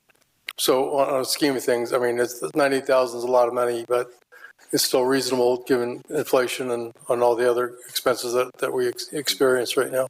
That's correct. And 98% of the units that are being assessed will be for basically about $4 a month. Okay. Or less. Thank you. Okay. Thank you. Okay. Anyone on this side? Okay. I had. No, Michael, let me continue here for a second. All right. Question on 6. I guess Kevin Wells would probably be the one to answer that one. This is where we're going to have to replace the roof on the Public Safety Center. Deedus, I guess, what is the type of repair? What are we doing exactly to that whole roof?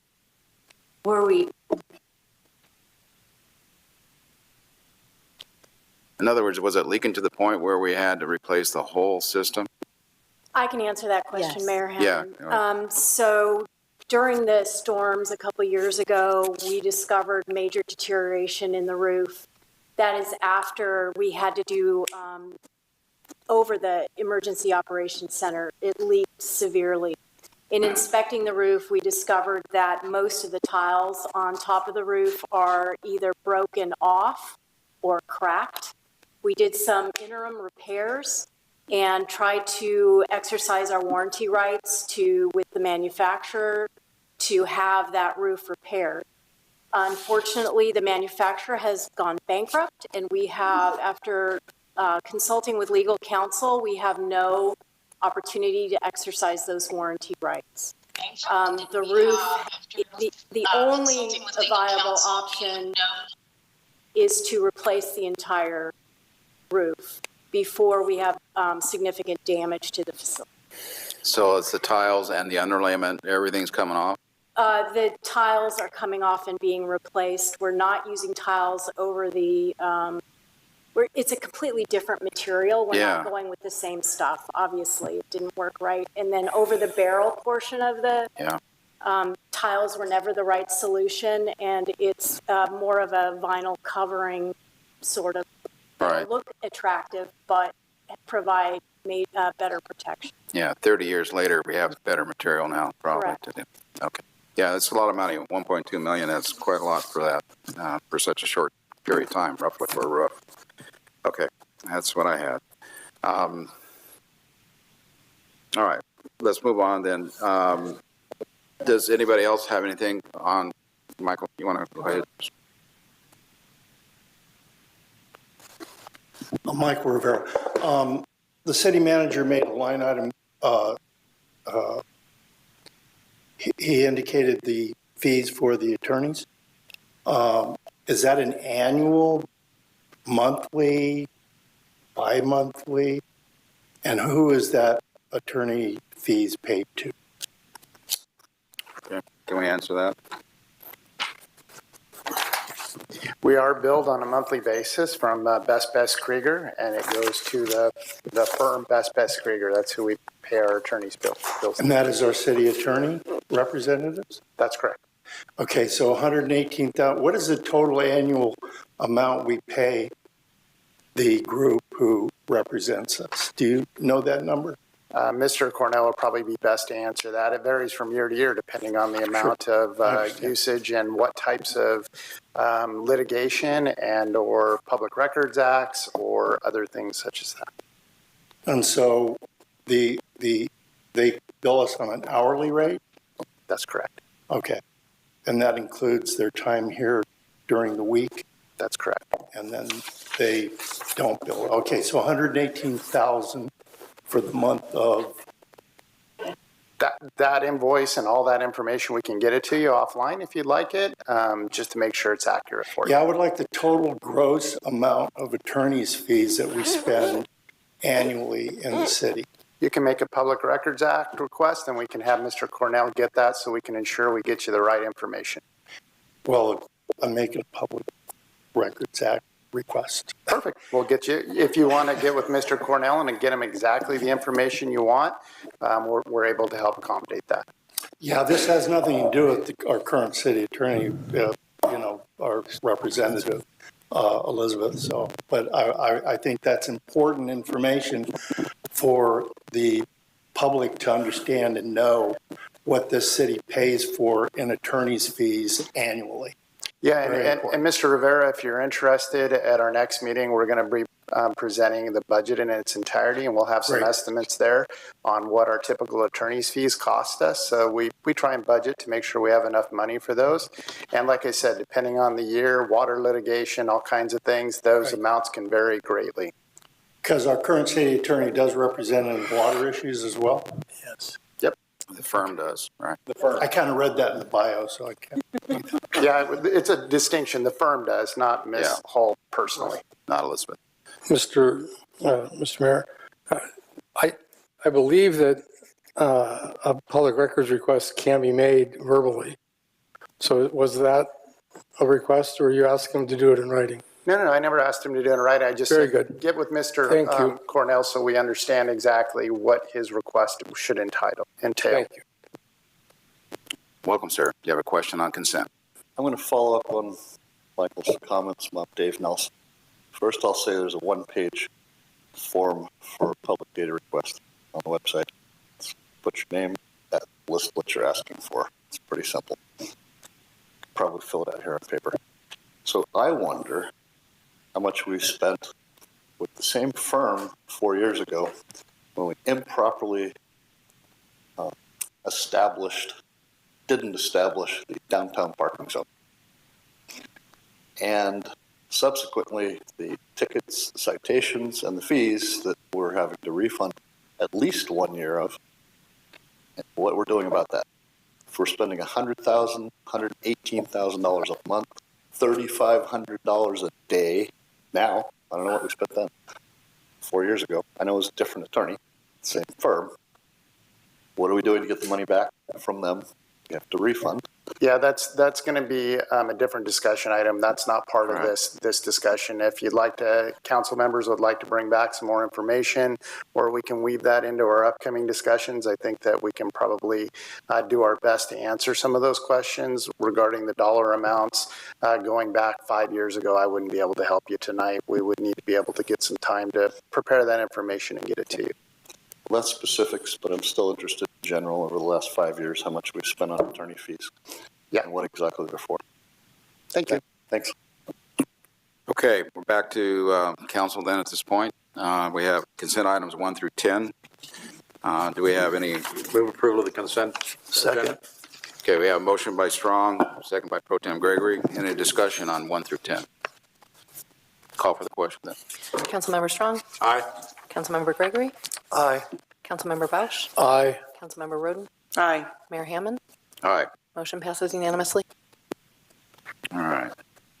Moving on to discussion items, and there was a discussion. You want to talk about moving items 5 and 6? 5 and 6, not 4 and 5.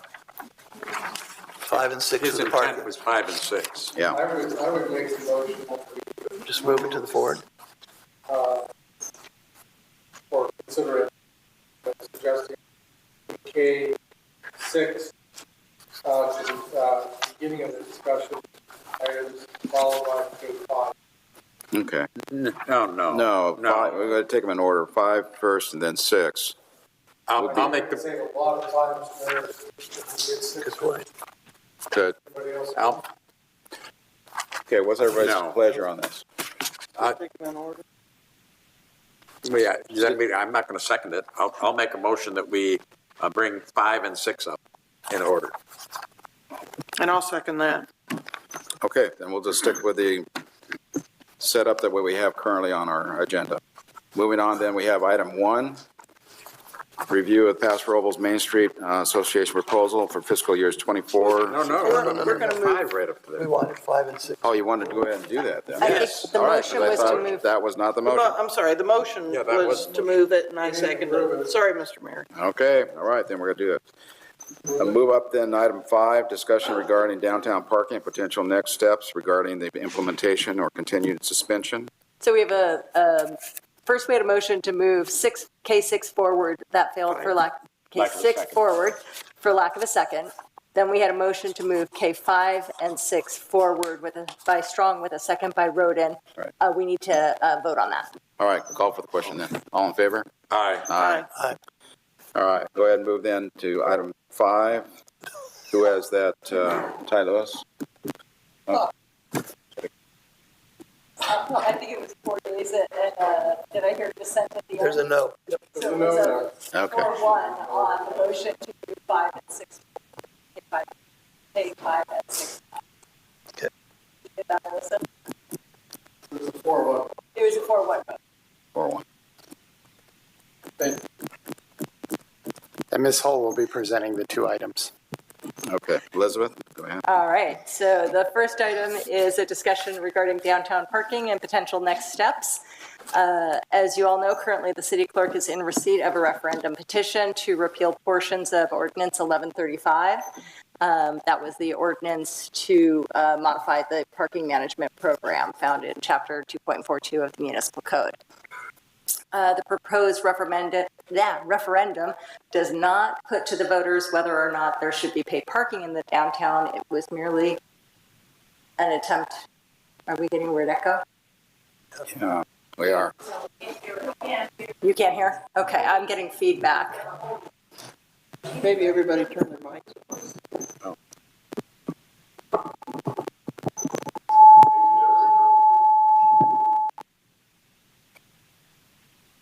Steve. We good? Is that better? Okay. Can you hear now? Okay. All right, so as I was saying, currently the city clerk is in receipt of a referendum petition to repeal portions of Ordinance 1135. That petition was an attempt to repeal just a few parts of Ordinance 1135 regarding setting the area for paid parking and how the rate is set.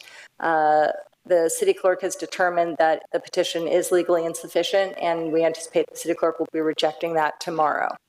Once the petition is rejected, Ordinance 1135 becomes effective, and the city may start charging for parking in the downtown area. At the end of the last council meeting, Councilmember Gregory requested the parking ordinance be agendized for further discussion. And so that's what's before you this evening. As indicated in the staff report, there are 4 primary options at this point. Do nothing, and the parking ordinance becomes effective tomorrow. Direct staff to continue to suspend the implementation of the ordinance until some future point. Table this general discussion item and proceed with item 6, which is the first reading of an ordinance to repeal Ordinance 1135, or provide some alternative direction to staff. And that's our report. All right, so we have then the item to discuss, beginning with questions from council. Anyone from council like to go ahead and open up this item?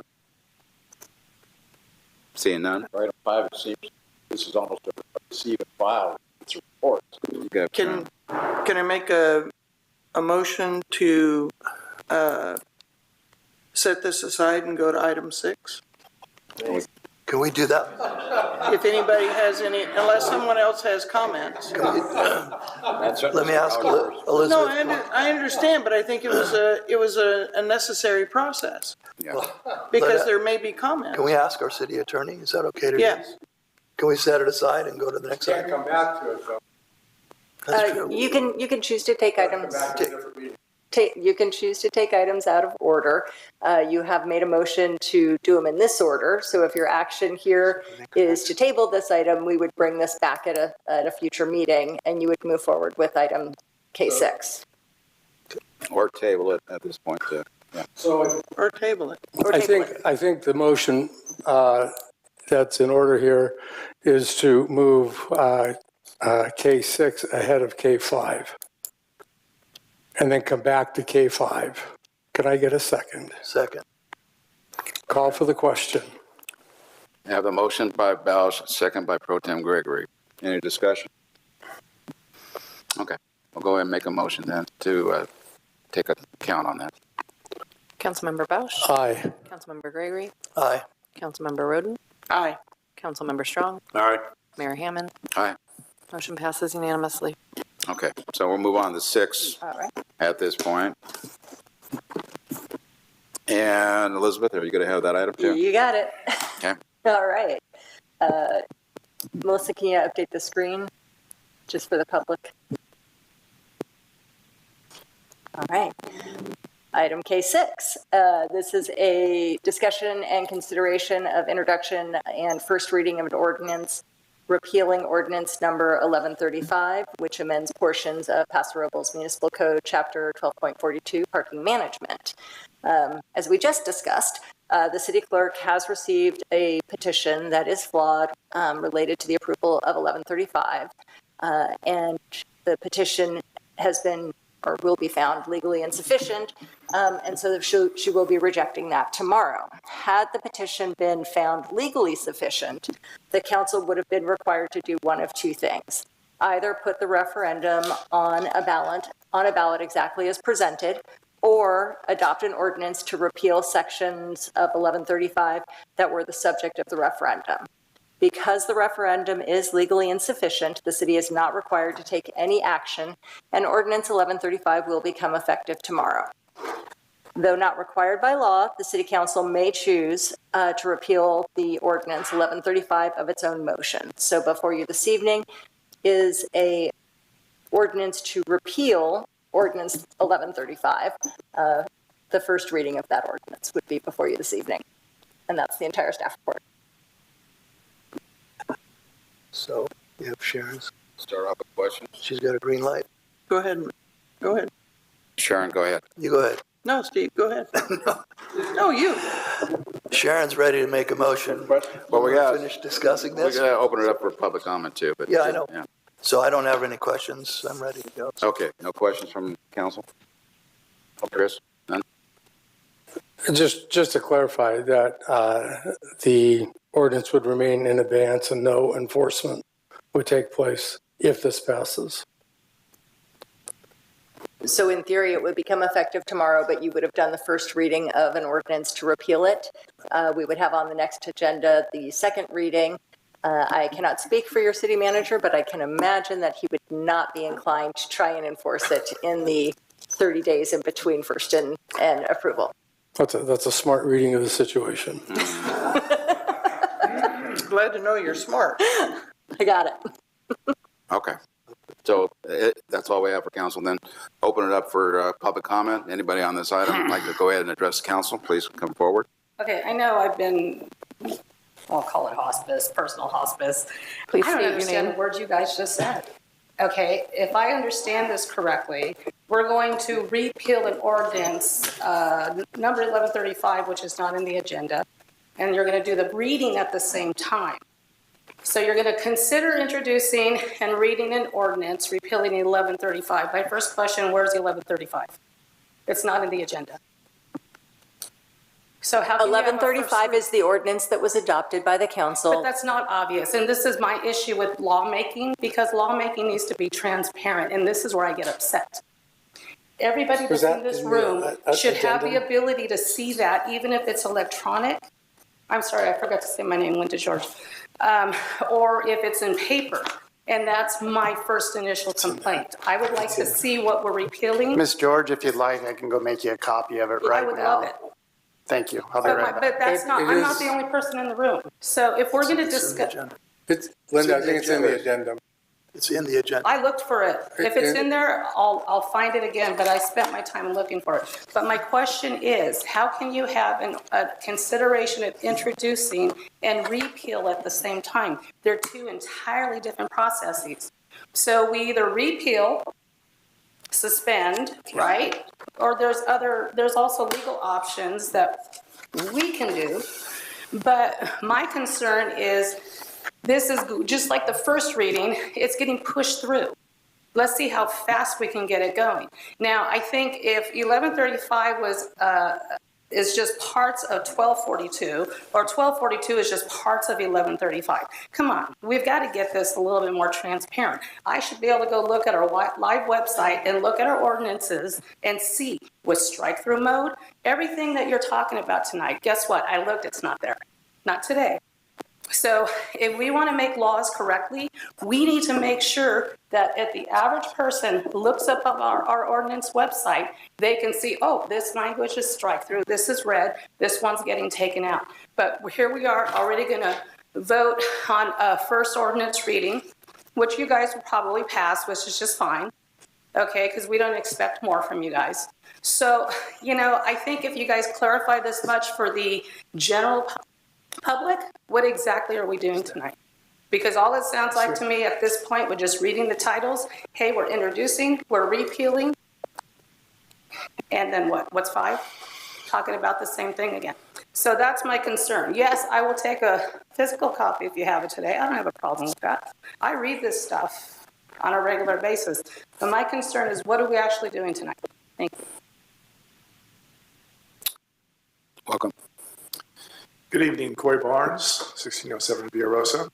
And I applaud the first reading of an ordinance repealing ordinance number 1135. And I certainly hope that you elect to listen to 2,400 plus voters who signed a petition, whether you like it legally or not. Those voters signed a petition to put paid parking on the ballot, period. So by you introducing and reading the ordinance repealing 1135, and then the subsequent 30 days that's required to read the second reading, makes a ton of sense. That means that you're listening to the voters. And I certainly hope you take advantage of that. Thank you.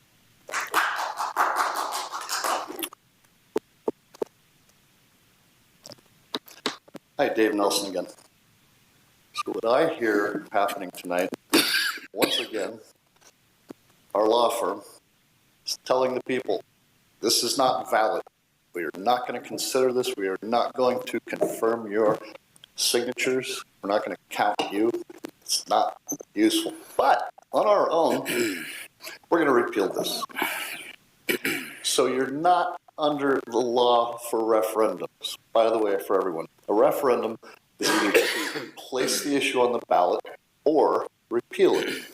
So the city's choosing to repeal it, so they don't get a vote. You don't get a vote on it. We've heard there's a silent majority. We don't believe there is. But now the city isn't bound by referendum law, which prevents them from re-raising paid parking at a later date. It also doesn't suspend the paid parking, which the referendum would, until November if it were placed on the ballot. So this is an alternative. One of the alternatives for referendum is to put it on the ballot, and the other is to repeal it. So this is an option. But I would caution the council and the city staff not to repeal this and then reintroduce a paid parking ordinance. Thank you. Dale, welcome. Good evening again, Dale Gustin, 630 13th Street. Since the beginning of paid parking, and I've been against it. I was an advocate for time parking. And it was even presented in some of the forums as time parking. And yet, the city chose to hire a high-paid expert who told you it would pay for itself in a short amount of time. It hasn't done that, even though you've increased the hours and the days. I think the surveys that were done after it was increased to 7 days showed you over 90% of the people that responded to those surveys said they don't like paid parking. You can throw out the referendum. I don't care. You got your action right tonight. Just repeal the ordinance because that's what your constituents want. Please, you're here to represent your constituents, not just your self-interest or what you think is best for the city. It's what the constituents want. Please, repeal the ordinance. Thank you.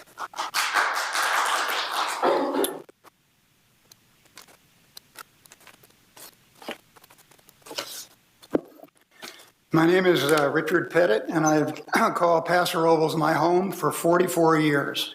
I have never seen an issue that has raised the ire of the community more than this paid parking, which you seem bound and determined to cram down our throats with unacceptable amendments to the same ordinance. It's called putting lipstick on a pig. Consequently, we set up this totally volunteer, grassroots, unfunded referendum committee whose sole purpose from day one to present is to get this issue before the people in November. That is our only goal. We collected over 2,400 signatures for this referendum in 19 short days. With another week or so, we could have easily collected another 1,000. I guess your silent majority was asleep at the wheel, or perhaps they don't exist. I'd put my money on the latter.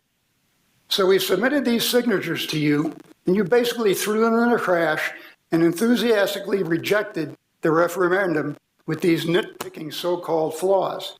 Do you really think this will change the voters? You have managed to alienate, aggravate, and frustrate more Paso Roblans than you can possibly imagine, not to mention all the non-residents who used to do their shopping here and no longer do. And furthermore, you've cemented the widely accepted notion that the 3-seat majority on this council and other city officials are totally out of touch with the community on this issue. There seems to be, the majority on this council and other city members, council members, seem to have this attitude that, hey, Paso, we're in control and you are not. We're the adults, we make the rules, we set the agenda, we're the majority, and we vote. And we'll do whatever we have to make sure that you don't. This council has the absolute authority on its own to put this issue on the ballot in spite of the so-called illegal referendum. But you won't because you're terrified of the voters and you know what the results would be. Fortunately, we have 2 council members, Mr. Bausch and Mr. Strong, who seem to favor a voice for the people, and we sincerely appreciate that. Unfortunately, they are in a minority for now. There are 3 open city council seats in the next election cycle. This issue is not going away, and neither is this committee. And yes, you are going to see us campaigning this fall with even a greater resolve. Put this issue on the ballot. The people who you're supposed to represent have demanded it in no uncertain terms. And as far as a silent majority goes, put it on the ballot. See how many yes votes you get. Paso Robles belongs to the people. It's not your little fiefdom where you can do as you please. And so I say to my fellow tax-paying voting Paso Roblans, get informed, get involved, and get to the polls. That's how we'll initiate a much-needed change to this city council. That's my view. Michael? Michael Rivera. Ditto to this gentleman who just spoke, very concise, straight to the point. But did you guys go to the Dale Carnegie course on how to gain friends and influence people? Because if you did, you must have flunked. Because this is a no-brainer. Just repeal the ordinance, put it on the ballot, and then you'll see what the people want. That seems democratic to me, you know? I just don't know how this thing's gotten so out of control. Because there was a couple of council members who decided to dig their heels in. Because what? You didn't want to. I don't get this. This doesn't make any sense. It doesn't make any common sense. I've been racking my brain about this, and I'm going, why would they do that? It doesn't fit. Now, I know the current city manager has shepherded this through since he was police chief. I don't know how much influence that's had, because this has been his baby for a long time, a lot of years. But I've got to ask you guys, just repeal the ordinance, but put it on the ballot and just let this thing go and let the people speak. And therefore, you guys will have your answer. And then you can go back to the Dale Carnegie course and try to refresh yourself. Gary? Gary Lehrer, 1472 Whippoorwill Lane, Templeton, California, musician, singer, retired IT consultant. First of all, I really appreciate the people who've reached out to me from the City Council, the support of Chris Bausch and Fred Strong, and for Sharon Roden for spending several hours discussing this, and for Ty Lewis for trying to defuse tensions. I really respect that. I respect all of you. None of you are in an easy position, especially when it comes to this. And I understand John Hammond mayor is in a difficult position, and he has to weigh all the interests and all of the conflicts, and he has his own opinion on this, and I respect that.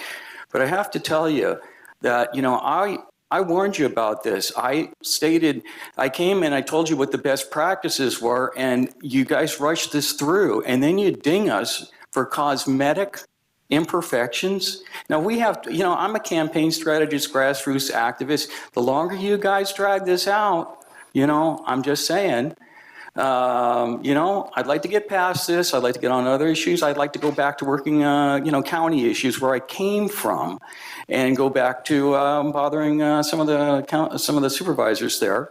I think I'd be more productive, and I'm sure you guys would like to take a vacation from me sometimes too. I came and I told you and I warned you that the best practices were to give us another week and do a second reading, and you wouldn't listen to us, and then we had to kind of rush that through the legal process, and our lawyer unfortunately had a very difficult week. We could have used one more week to really hammer down that referendum. We didn't have the time thanks to you. So don't come back to us and tell us that we made some mistakes, because I know that Ty gave us some really good feedback, but the process was already there.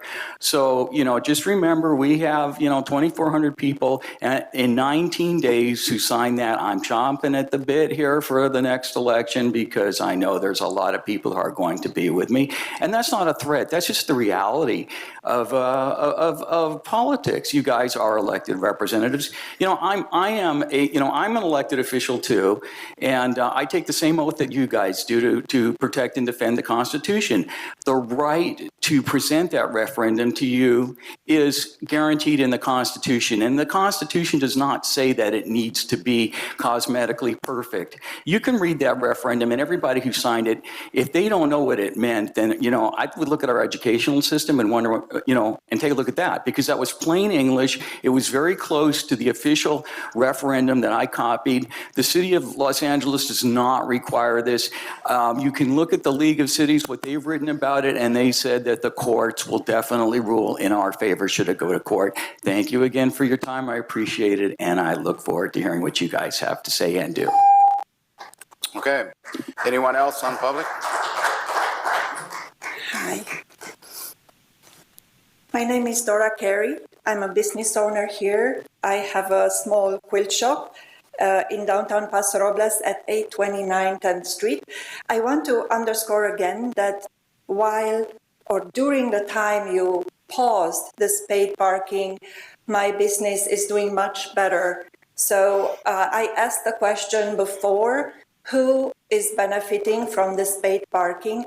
And my questions now are not, I thank Mr. Bausch and Mr. Strong for listening to the voices of your people. The questions are for the rest of three of you or whoever is for this paid parking. So the business owners here have said numerous times that the businesses are doing better. So who is benefiting from this parking? You have not answered me. You guys hinted about silent majority, which you heard we didn't find. And I would like to also say that I always trusted the local government to do the right thing, but when you guys go ahead and hire some law firm to fight us over the size of the font, do you realize how bad you look in front of us? Do you? Probably not. You do. Really bad. So I want to say, think about what you're doing. Listen to what the people say. We are all here, most of us, for this, not for anything else. So you're supposed to be honest, transparent in your activity. We didn't see much transparency here. You're supposed to represent us, not a company, parking company down south. You're supposed to work for the people of the city, with them, not against them. When you hire and use our taxpayer money to hire law firms to look at the size of the font, shame on you. That's all I have to say.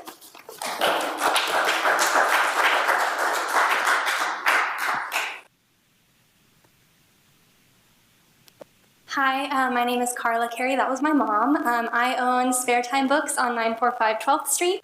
I just want to start by saying How to Win Friends and Influence People is a book that we have at the bookshop. We have 2 copies of it, so if you guys want to learn all about it, we have 2 copies on our shelves.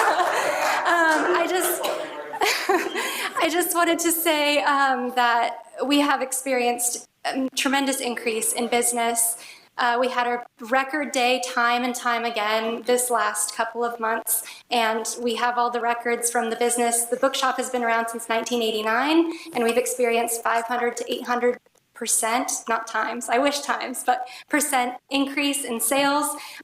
We've had days in the last month, I hope my property manager doesn't hear this, that were better than what we made in an entire month. So it's been really wonderful, and people have been coming in and thanking us, even though we have nothing to do with it, for the free parking. So I really hope that you guys will consider listening to the voices of the people. I know we had 2,500 votes, and that's just within the city limits of Paso Robles. There's so many more people, myself included, that couldn't sign that referendum because we live right outside of city limits, or we, own a business in Paso and live elsewhere. So I would just really encourage you guys, listen to the people. Obviously, we have a lot to say. And also, I want to speak to the people that if they don't listen to you, then vote people who will listen to you. Thank you.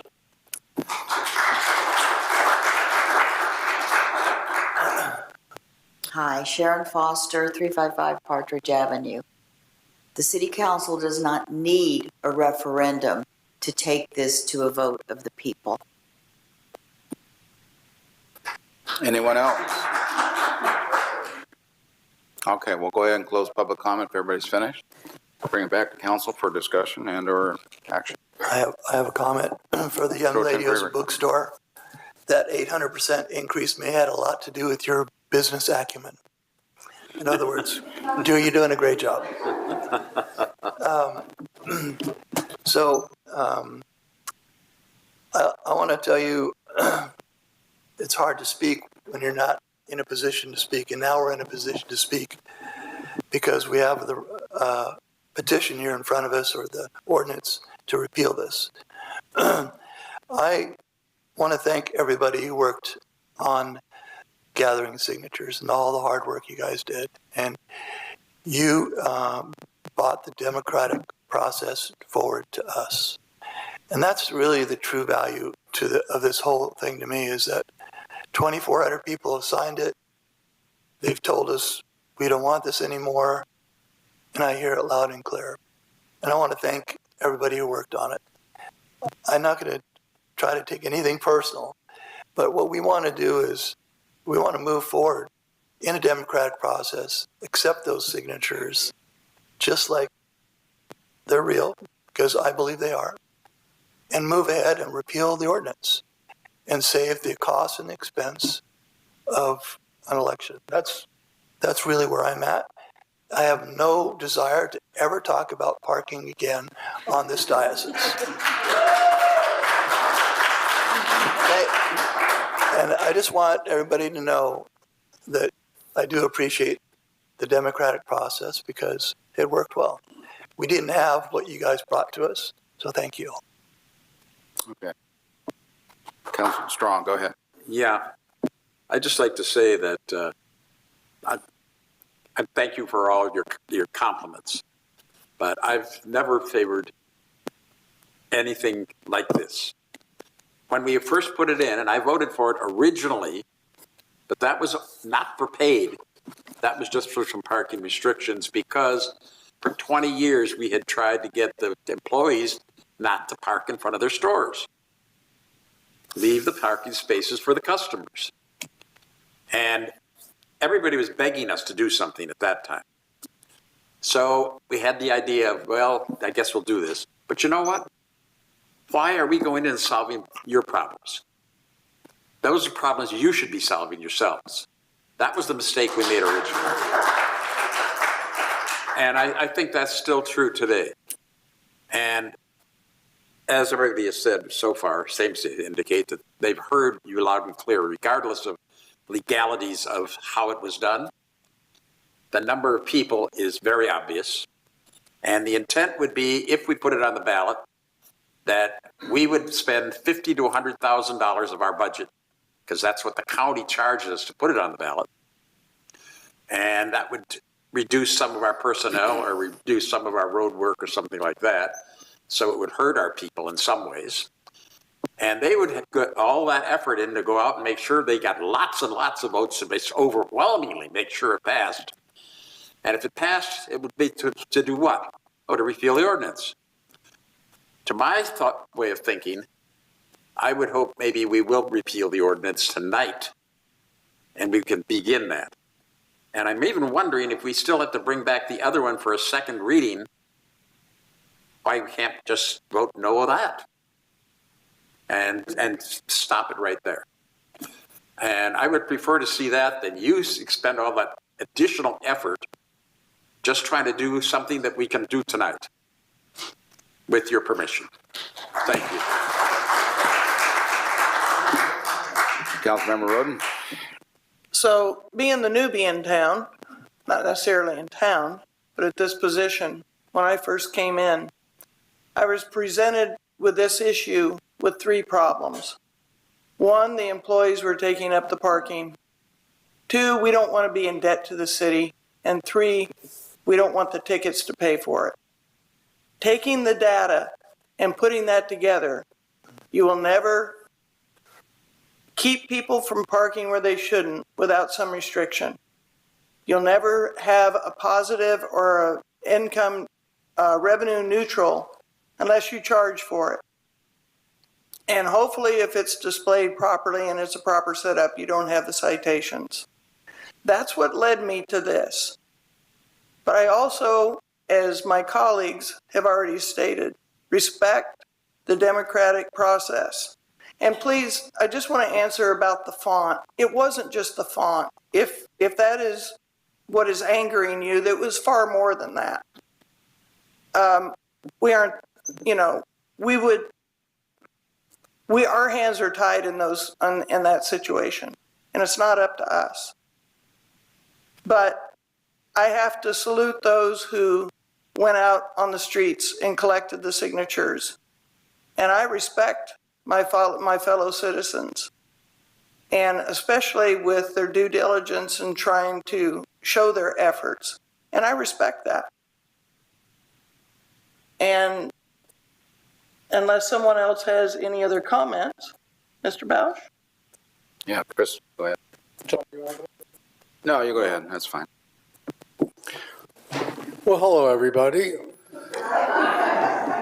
here we are on K6. I want to say thank you to everybody who has the perseverance and the leadership and the fortitude to carry this political football this far. It's been a struggle. I think you've allowed us to realize that City Council can learn to listen. And I appreciate that. I appreciate council members expressing their sentiments tonight. I hope somewhere along the way we get to the first reading and we can cement this and close this deal. I would challenge everybody who has a bit of a taste of this political process, keep this in mind. This is how I think the process is supposed to work. It's messy, it's not pretty, but it needs to happen. We have other issues in our city. This won't be the last issue. Brown Act prevents me from enumerating what those are, but I think you can imagine what I'm thinking of. Let's stay together with this. If you enjoy this process, think about political office, think about school board, think about city council, stay involved. With that, I just want to say thanks to everybody for all your phone calls, your emails, your support. This doesn't happen without you. So thank you, everyone. All right, thanks, Chris. I'll finish up before we take the vote on that. Again, it goes back, 5, 6 years ago, when this council, well, Chris, you weren't here, and Sharon, you weren't here. We had a 5-0 vote to do something about parking. We were trying to respond to Main Street, especially Norma in particular, with the fact that she was saying we have no parking. So we got into that problem and figured out that legally there is no way to keep public employees or anyone from staying there all day in those spots and taking away the spots from the people who are going to trade with the different merchants. So that's why we got to where we were. And legally, going back at this point, when we repeal this, that's where we're going to be again. And I've heard stories already with somebody putting their body in front of an open space for the person driving the car can come back and park in it. That's where we're going for downtown Paso Robles. And if that's what you want, that's fine with me. Just don't ask for any more parking ever. And that's what Norma originally said. She says, can we build a parking structure? I said, yeah, I'd love to do that. That would set us off for the next 100 years. How are we going to pay for it? No one's going to pay for a parking structure unless you don't have paid parking already on the street. Number one, we put paid parking on the street, and all of a sudden, everyone's calling, thank you, I can find a place now to park downtown. It worked. Didn't pay for itself because we didn't have the political will to do what it took to make it do that. Again, it's just a long story of all kinds of issues and things, but in my mind, again, we are here to manage public property. Those spaces are not the merchants' parking spaces. They are the public parking spaces. So people who have to maintain those and want to come downtown once in a while should be able to find a parking space when they come downtown. More than likely now, they will not. And they're going to be parking further out if they even want to come downtown. So we're going to get back to the point where merchants are going to have people parking in front of their store all day long with not anybody coming through the front door. And that's part of the issue I saw, that it was kind of our job to kind of manage a public property. Again, understand everybody wants it to go away. If that's what you want, that's what we're going to have to do. But don't ask for it anymore, okay? It's your problem at this point. I think somebody said it here. You need to manage your own things. Yeah, all right, we're not going to go into 2-to-1 here, but the point is that we were here to put some sort of management system in place for public property. Public doesn't want it? Okay, we'll take a vote on that. Go ahead, Sharon. First of all, I want to welcome Norma Moy back, back here. You were missed. And I would like to make a motion for a first reading of an ordinance repealing ordinance number 1135. Oh, my goodness. Keep going. Wasn't my dog. Which amends portions of Paso Robles Municipal Code, Chapter 12.42, parking management. I'd like to second that with a comment that I sort of enjoy this whoop blank process, but I just want everybody to know this is the best way to solve problems is through the voters and through your process in this. And again, I'm going to thank everybody who was part of it. We're human. We have our own ideas sometimes, and we live that process. It was never meant to hurt anybody's business. It was to try to provide the correct leadership, and which obviously the voters didn't agree.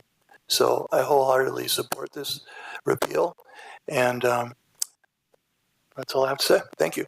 Okay, so we have a motion by Roden, second by Gregory. Any discussion? Welcome to the light.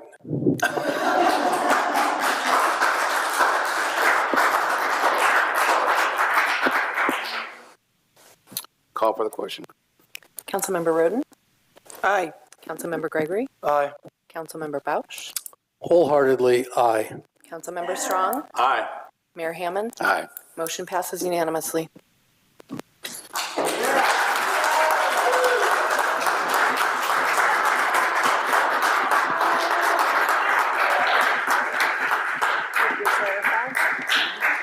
All right. So now we're going to take up item 5. Is that what we're going to do next? So with the repeal, I think item 5 has become irrelevant. So if I can finish. So we've adopted the first ordinance, or the first reading. We will come back for the second reading at the next council meeting. It'll be effective in 30 days. In the interim, I'm assuming the city manager is not going to implement 1135. And so there's no reason to go back to item 5 because this was one of the options under item 5 also. Do we need to table it Nope, officially? Nope, it's just gone. We'll just move Was on. this going to be the second reading, though? No, this is the first reading. An ordinance takes 2 readings. On 1135. 1135 already had its second reading. It had its second reading in March. So it would have become effective on April 5th, but for the referendum. And so now this is the first reading to repeal because you cannot repeal an ordinance but by ordinance. So we have to do 2 readings of the ordinance to repeal 1135. Mm-hmm. Does that make sense? Okay, so item 5 then is essentially, I don't quite get it though, Elizabeth. If it's not an agendized item, we have to do something with that agenda item, don't we? You've pulled it off the agenda at this point. I mean, you can take a motion to table it. So that's what I would say. Somebody needs to make a motion. I'll make a motion that we terminate item K5. Second. Because we already made the elimination of the. I'll second. Terminate or table? Just say table. Table. Motion by Gregory. Indefinite. That way if somebody wants. Second by Strong to table item 5. Item K5. K5. Any discussion? One thing, Mr. Roush, you can take vacation now. All right, Melissa, go ahead and call for the question on 5. Councilmember Gregory? Aye. Councilmember Strong? Aye. Councilmember Bausch? Aye. Councilmember Roden? Aye. Mayor Hammond? Aye. Motion passes unanimous. All right. Thank you, everybody.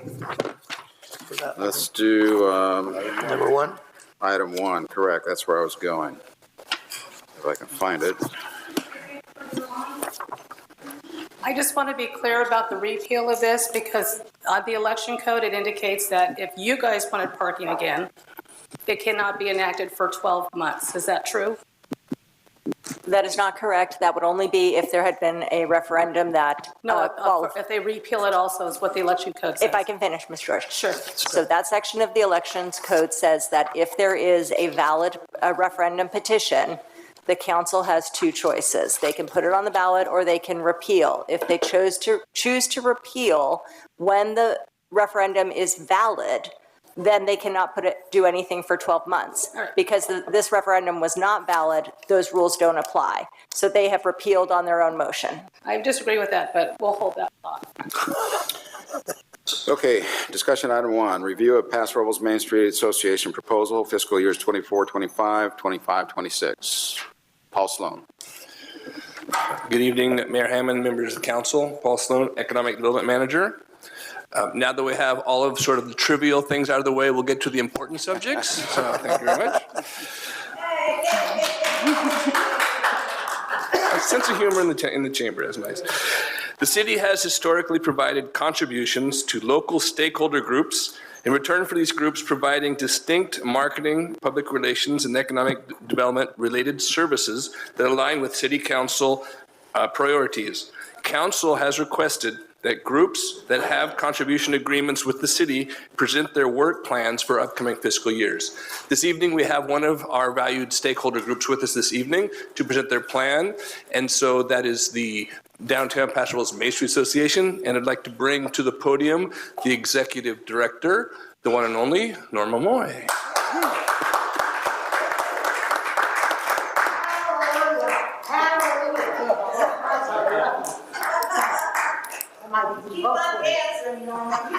I'm going to vote for him. Thank you, guys. It's been a long journey and a tough decision. And you know, Jennifer and what's your name? John. I'm getting old. John, you did an outstanding job. And all you people, God love you for showing up. And yay for Paso. By God. All right. Good evening. My name is Norma Moy, the Downtown Paso Robles Main Street Executive Director. Good evening, Councilman. Fred Strong, love you, honey. Council Chris Bosch, love you very much. Me too. Council Sharon Roden, God, thanks for the nice compliments. Good for you.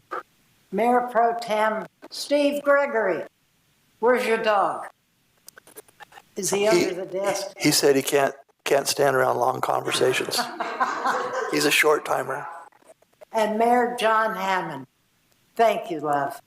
Good thinking, you guys. Good thinking. And believe me, don't ever pay attention if anybody bitches about parking. Ignore them. Thank you. And tonight, I'm very happy to introduce a guy by the name of Jeffrey Wiesinger. You know what he is?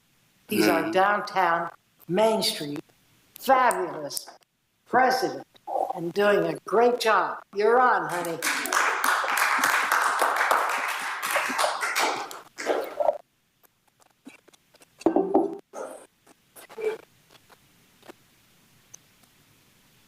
Welcome, Jeffrey. Good evening. Good evening, Mayor Hammond, Councilman Bausch, Councilman Gregory, Councilman Strong, and Councilwoman Roden. Thank you for your time and your commitment to the City of Paso Robles, the Paso Robles Main Street Association, and our community. I appreciate all you do to help our city be a better place to live and to visit. My name is Jeff Wiesinger. I'm a local business owner and a passionate community advocate here in Paso Robles. While my primary role keeps me very busy as the executive chef and co-owner of Jeffrey's Wine Country Barbecue, today I'm here representing the Paso Robles Downtown Main Street Association as the president of the board of the directors. I'm here to share with you our annual report. To start my presentation, I'm excited to debut with you all tonight the new logo that we feel represents the past, the present, and the future of the Paso Robles Downtown Main Street Association.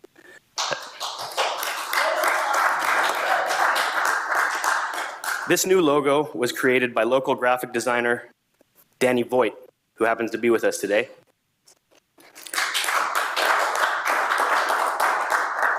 This was done in collaboration with Bill Reed of Central Coast Marketing Network. Bill is also one of our dedicated board members and one who helped me create this presentation, along with our executive assistant, Suzanne Ashen. Next slide, please.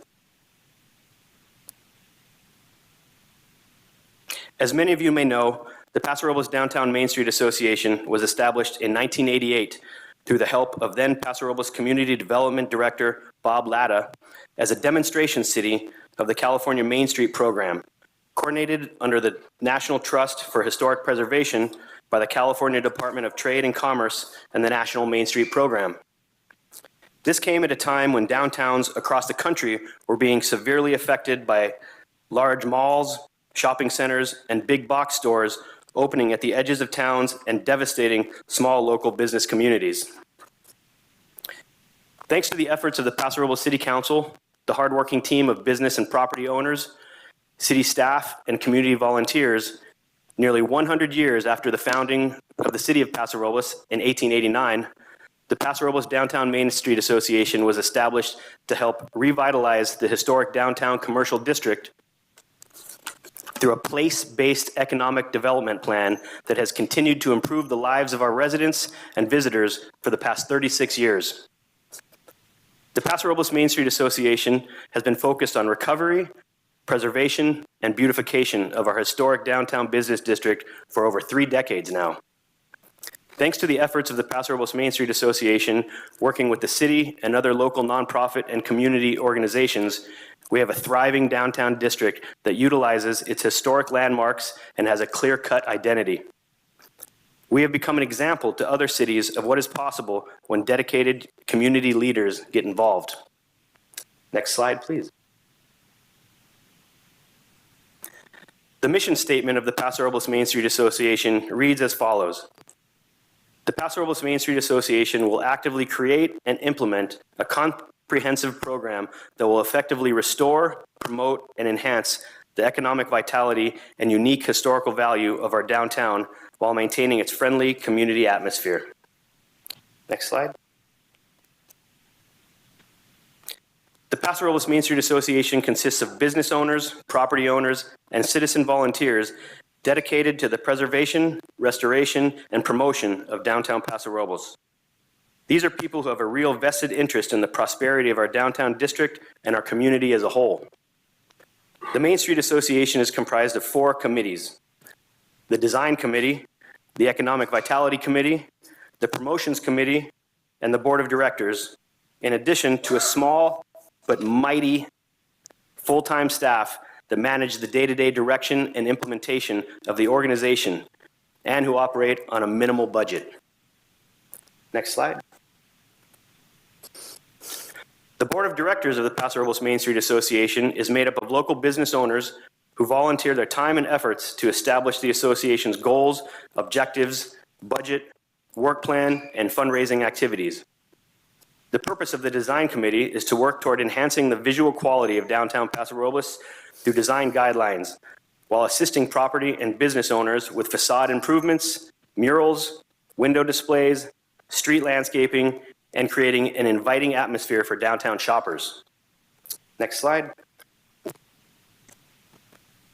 The purpose of the Economic Vitality Committee, which consists of volunteers in the field of banking, business consulting, local realtors, and technical advisors, is to secure a diversified downtown mix that promotes a competitive market while assisting existing businesses and recruiting new ones. The purpose of the Promotions Committee is to develop an image of downtown as the place to be where fun events take place by creating a safe, attractive place for customers to shop, play, and attend events. The committee consists of creative business owners, news media representatives, and citizens working to sponsor retail and community events to draw consumers to downtown Paso Robles. Next slide. At this time, I'd like to highlight our board of directors. This diverse group of creative, hardworking business and community leaders volunteer their time and are dedicated to helping make our community great, and we appreciate them a great deal. Next slide. This is a direct quote from a Google review that we've gotten. Next slide, please. The Paso Robles Downtown Main Street Association, recognized as a leader among both California and national Main Street associations, focuses on building robust partnerships with city staff, local organizations, and business owners. By embracing modern tools such as online sales, social media marketing, and providing education and training to local businesses, we aim to stay competitive. Despite historical challenges from strip malls and big box stores, our ongoing mission is to enhance downtown through beautification, historic preservation, and promoting a diverse array of retail and dining options that draw visitors to our lively city center. Next slide. The Main Street Association continues to work hard to accomplish our goals each and every year. Our organization oversees 13 time-honored annual events in our community that are long-standing traditions, such as the Vine Street Victorian Showcase, the Downtown Christmas Lighting, Elegant Evening Downtown, the Christmas Parade, and the Olive and Lavender Festival, to name just a few. In addition, we are always striving to add new events that will benefit the cultural diversity of our community. This year, we'll be adding 2 additional events, including the Comic Book Expo and the newly proposed Dia de las Muertes event, scheduled for the fall of 2024. We are also planning on enhancing our downtown Halloween event and moving it to the downtown city park to take advantage of the beautiful new light display that the city has added. Next slide. According to the data we've collected, since 2022, we've added 27 new businesses to downtown that have netted 36 new full-time jobs and 11 new part-time jobs, and have helped to add to the diversity of our business district. We oversee the kiosk on the corner of Park and Spring Street that provides information to customers of the downtown business district, and we hope to turn it into a digital kiosk very soon. We have also installed 37 new memorial brick pavers and 3 new benches that add to the historic charm of our city. The promotion of downtown as a whole also includes the promotion of individual businesses. Every month, the Paso Robles Main Street Association hosts a networking business mixer held at a different business location, designed to inform, educate, and promote local businesses in our community. These mixers create a collaborative environment among fellow businesses to promote each other and helps build strong bonds among the downtown business community. We also have strong working relationships with other community organizations such as the Hispanic Business Association, the Paso Robles Wine Country Alliance, Travel Paso, and the Chamber of Commerce. It is because of the collaborative efforts of these organizations that Paso Robles has continued to thrive as a leading destination among California cities. Next slide. Next slide, please. In today's digital age, one of the most important ways to monitor the marketing success of any organization is to track its online presence. The Paso Robles Main Street Association's current website, which is scheduled to be updated later this year, drew almost 200,000 unique visitors and close to 1 million page views in 2023. Through our Google business profile, we had almost 14,000 interactions that led to an increase in both local and out-of-town visitors to our city. We are constantly looking to engage with our community and with other customers throughout some of the social media platforms, including Facebook, Instagram, and YouTube. Next slide. We are currently working toward a complete rebranding of the Downtown Main Street Association, including our logo, website, social media graphics, and all events and promotional material. Through the help of our continued community outreach, our goal is to greatly increase our social media engagement. Next slide.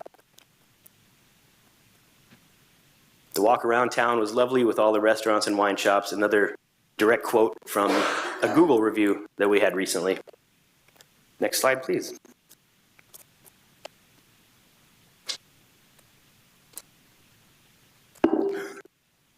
For the fiscal year running July 23 to June 24, the Paso Robles Main Street Association operates on income totaling $199,100.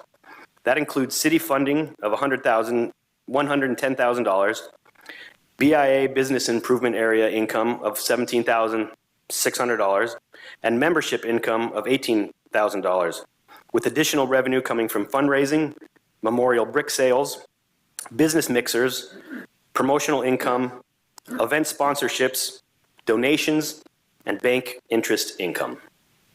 For fiscal year 2024 and 2025 through 2026, we are asking for a modest increase in city funding in the amount of $5,000. We are asking for this modest increase in sales in city-assisted funding based on inflationary increases that affect the operational costs of our organization. Unfortunately, the cost of doing business continues to increase every year. It is our goal to use these funds to continue to increase our presence, create new and exciting events, and provide a valuable return on investment to our community. In addition to our request for continued city funding, our goal is to continue to increase our membership and fundraising activities.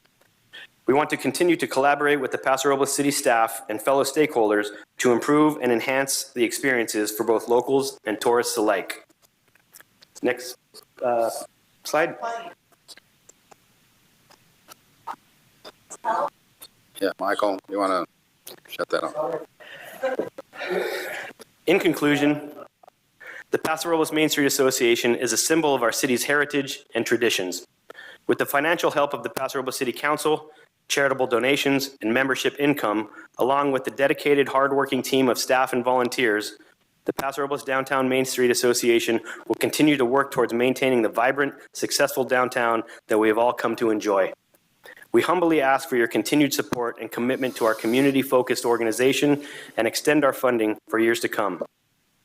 Thank you for your time and for your consideration. Thank you, Jeffrey. Any questions for Councilman Roden?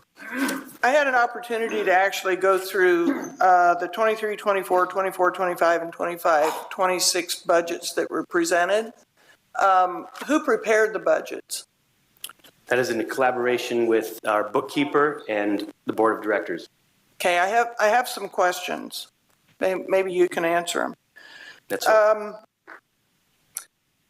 With the increase, and again, I acknowledge Main Street does a phenomenal job, but the city provides over 55% of the funding. And though the increases in income in 23-24 is only about 44% of the increase, it's still the city of the 5,000 that's requested is a majority of that. At the same time, income has remained static for fundraising, memberships, promotional income, donations, and payroll, but there are increases, even though payroll is static, there's an increase of $8,000 in 24-25, which is 30% of the wages, and another increase in 25-26, which equals 32% of that static wage. So I would ask a couple of questions. One is, how come those numbers are static when fundraising should be a part of your everyday? And I would not ask anything that I would not request from anyone else that is asking for money for the city. Thanks, Beck. Memberships should be going up, I would hope. Promotional income, donations, fundraising. If you had a fundraiser, I certainly would participate. I don't understand how payroll can be static, but you have a huge increase in payroll liabilities of $8,000 and $2,000 in subsequent years. I don't know what that is based upon. If you have answers to that. I don't have that in front of me. I can tell you that wages have been static for several years. Workman's compensation increases. $1,000 in 24-20 to 24-26, it'll be up $1,000.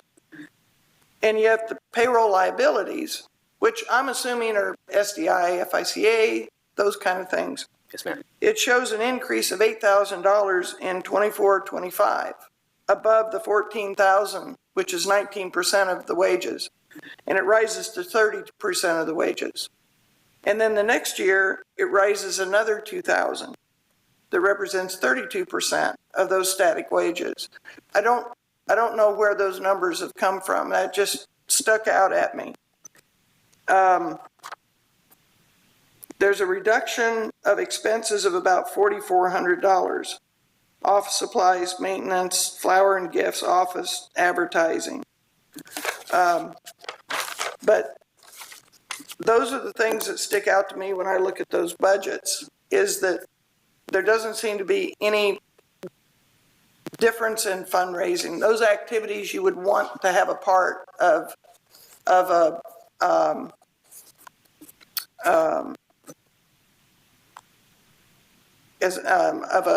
Main Street Association. Yes, that's or right. anybody that's a nonprofit, right? Yes. You would want to have fundraising involved with that, or memberships, some sort of increase in those over a 3-year period, at least. For sure. And then the question, of course, about payroll liabilities. I didn't understand that. Regarding fundraising events, we have a very dedicated board that has been improving. We've been bringing on some new board members. We've been bringing in some fantastic new ideas. I feel confident with where we sit right now in the future of this organization to focus more on gaining more membership, increasing our fundraising activities. It is doing business in this day and age. It has become, very, very difficult when it comes to sourcing supplies, staffing, getting volunteers is quite difficult these days. As a business owner, finding employees is extremely difficult, let alone finding volunteers. So this is something that I believe the board is continuing to work on. I have some fellow board members here that I'd like to allow an opportunity to speak. Hi, Jennifer Rauschkloth. I am the promotions chair and a new board member. So I'd like to address your concerns. I would like to say if we would have the ability to go back and actually look at what you're looking at and go back and actually look at some line items and be able to present that to you. So that way we have our numbers in front of us. We do apologize that we were not ready for that. We were ready for a presentation, and I'm sorry, but I would like to address what you have to say, because I do agree that you need to know and understand where the line items are coming from. And as far as promotions go and fundraising and where that money goes to. So if you would give us that opportunity, we'd like to do that at a later time. Absolutely. And yeah, I know you're at a deficit here because I have it in front of me and I went through it, but even though I requested a budget, I didn't ask that you guys have that as part of your presentation. We can, on our end, we completely understand. I think being able to talk with the bookkeeper, talking with others also, and looking at the line items to be able to address what you're asking, versus us just giving random numbers or a random answer. Just making it up as you go along. I can make it up for you all day long and let you know, hey, you know what, we're doing our best, we're going to do it all better, and go from there. But I would like to make sure we address it correctly. Yeah, I Ms. appreciate Roden, that. I would add something to that. Since Jennifer's been on the board, she's been looking at the very things you are. And one thing, as a past president of Rotary in this city, we've learned fundraisers require sponsors. So we've had a difficult time getting the sponsors for some of our events that don't produce an income. As you know, a lot of our downtown events are not designed to develop enough revenue to cover what's going on. The singing at Christmas time, we don't have any way to collect money for that. So we're trying to get sponsors for our events, as I learned when I was in the Rotary presidency. And John Hammond is a past president of Rotary. He knows that sometimes is the secret between an event being successful monetarily as it being unsuccessful monetarily. So we're working on that. Please. My question about the fundraising wasn't necessarily functions in the park or otherwise. I'm talking about outside. And when I was in high school and We wanted the cheerleaders to be, and I wasn't a cheerleader, but that's no surprise. But if they wanted to go on trips with the basketball teams or whatever, that, you know, we were told, you know, well, you need to fundraise. So we did. And they said, well, we'll match it. And I went, no, we'll fundraise it all. Yeah. Because that's something we want to do ourselves.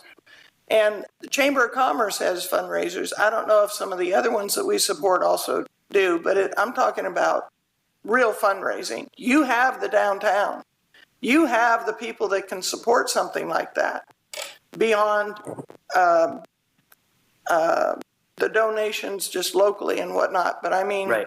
you really have the ability to have a heck of a fundraiser that For I sure. think a lot of us would turn out for. If I may interject, at some of our more recent meetings, we've been discussing a golf tournament as a fantastic opportunity to generate some serious funds.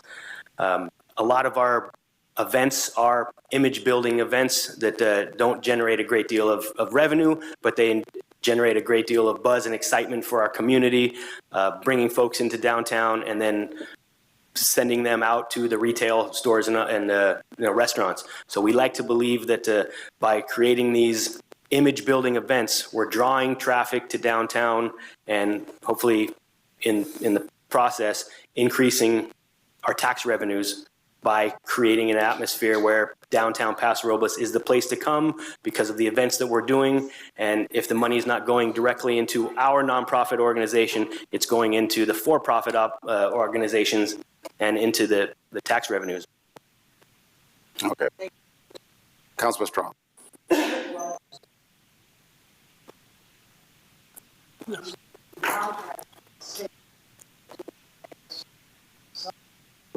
I'm sorry, Norma, we need you to go up to the microphone so the people who are listening online can hear. Give her a microphone. Yeah, give her a microphone or. So she doesn't have to. Yeah, she doesn't have to move. I just can't have her talking without the public being able to hear Sorry online. about that. Can Sorry you hear about me that. now? Yes, thank you. You're welcome. As I say, we contract with the city to do events. That's why we do so many events. Some of them are image building. We're supposed to bring people downtown. I think the majority of our events do that. The board of directors are now working very hard. It's a fairly new board, and they're working hard on having fundraisers. You're right, I understand where you're coming from. And I'm sure, like Jeffrey said, they've got a golf tournament, some other plans. At Christmas, you had one, I think. But merchants are all working very busy to keep their stores open. What's happened, our utilities, and I think everybody's utilities, have gone skyrocketing. And a lot of I'm a real scrounger. I don't like to spend a lot of money. And so, I'm around asking favors. But it's getting so everybody's got their hand out, as you know. And we want to keep Main Street going. We are nonprofit. We appreciate the money that you give us, believe me, and it's used to a good purpose. Thank you. Okay. Councilman Strong. Yeah, and I have questions. Well, I have a concern. What? Yeah. You can sit down. You can sit down. Norma, yeah, go ahead, I can Sue. sit down?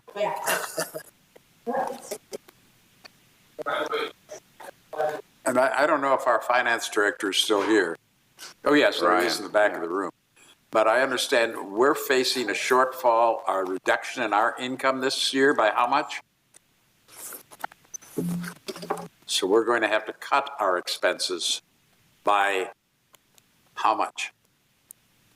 So the preliminary budget discussion that we had given to the council in the middle of April showed about an $18 million deficit, so revenues over expenditures. Granted, the vast majority of those ones are one-time capital projects that we're likely going to have to defer in order to balance this year's budget. But you're absolutely right. We are seeing a flattening of revenues for the next couple of years. 80 million? 18. 18. But we're seeing a flattening of revenues for the next couple of years. And this is really concerning because it means we have to cut our expenses somehow. And we have to figure out where to cut. So we're really not looking to increase our expenses if we can possibly help it. And we have a more complete budget presentation at our next meeting, I believe it is. And I see there's a money item attached to this. I'm really thinking we may have to table this until or during the budget hearings or after the budget, where we know how much money we've got available to give to some of these organizations. Even though I know they do a lot of good work, somehow we've all got to balance our budgets too. So I'm just concerned, that's all. I'm just letting you know of some of the concerns we have, because our costs are rising too. The same type of costs you have rising, we have rising, but our income is going down. And that's a problem. Pro Tem Gregory. Yeah, Jeffrey, can I just ask you a quick question? I'm pretty sure I'd support a fundraiser at your restaurant to pay you on your dime and have Jennifer organize it for you. You guys could kill it. So anyway, I think one of my recommendations to you guys is to take a look. Your budget seems pretty much in line. You just got to figure it out. But on the fundraising part of it, might behoove you to get together. And even if it's an estimate, it doesn't matter. I think it's the spirit. And you're doing a great job there. So thank you for that. And Jennifer, too, you guys are bringing new life. You just need to get rid of some of this old stuff over here. But we appreciate all the efforts. You guys board members are doing to really focus on increasing our total revenues. We have a lot of big plans. Like Nora had mentioned, our board is relatively new. A lot of us are still kind of getting our feet wet of understanding the whole process. But I'm very confident and very proud of the fact that we have so many dedicated business owners that are helping to keep the legacy and the tradition of what the Paso Robles Main Street Association has been doing. Yeah, you have a lot of people that will help you in town. So yes, sir. Anyway, I'm confident that's one way to help that budget look better for you. Councilman Belge. Thank you. And Councilmember Gregory is one of the old board members, former board members on Main Street, including a 3-year stint as treasurer. I may be able to offer some insights as to Councilmember Roden's questions. So I think the delta in the payroll liability, again, Main Street priding themselves operating as a nonprofit. I think there's some benefits, employee benefits that were constrained there for a while. Having to bring on additional help and doing so in just an excruciatingly painful way, the minimalist effort and cost. I think they do everything that they can possibly do to minimize expenses. The lack of revenue, I believe, has a lot to do with both COVID, constraining downtown businesses, which, face it, this is downtown Main Street. It is a downtown organization. Further constrained by the parking problems that were brought on. Not blaming anybody, but it's a fact of life. We have parking revenue that, or the expense kept a lot of people out of the events, the 13 events that Main Street traditionally puts on. Some of them do cost money, and Main Street has done a very good, admirable job of trying to limit price increases or ticket prices. But I think reality sets in, and I know the board has discussed how do you increase those, how do you increase the sponsorships. It's tough to go outside of downtown. Maybe with the repeal of the parking ordinance, businesses will start to feel flush again as they did in the past years and start to make better sponsorship choices being able to support our Main Street. So. Thank you, Councilman Bausch. I wholeheartedly agree. We would like to applaud the decision that was made with the parking program, and as an organization, we will take it upon ourselves to help promote the fact that downtown is back again, to be coming, to encourage folks to be able to come back downtown at no additional charge. We have some great events coming up. We have all discussed the events that we have been doing. How can we take advantage of the fact that Paso Robles is such a popular destination these days? And so when we are bringing in outside vendors to do these events in the park, now the time has come where we're going to start increasing our vendor fees. And by increasing vendor fees for out of area vendors to come in and take advantage of everything that we've built, I think we're going to be able to see some substantial revenue increases. Question I had, Jeffrey, was does Main Street have any reserve? In other words, area that they put reserves into to pull from in case it's not funded as you wish? I don't believe that's the case.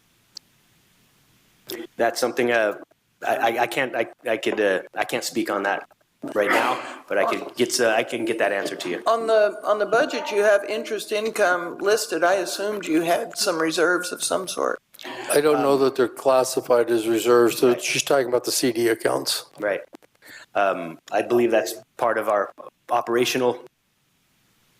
No. Okay. Well, we'll get that answer. No. Yeah. The line items are as they are.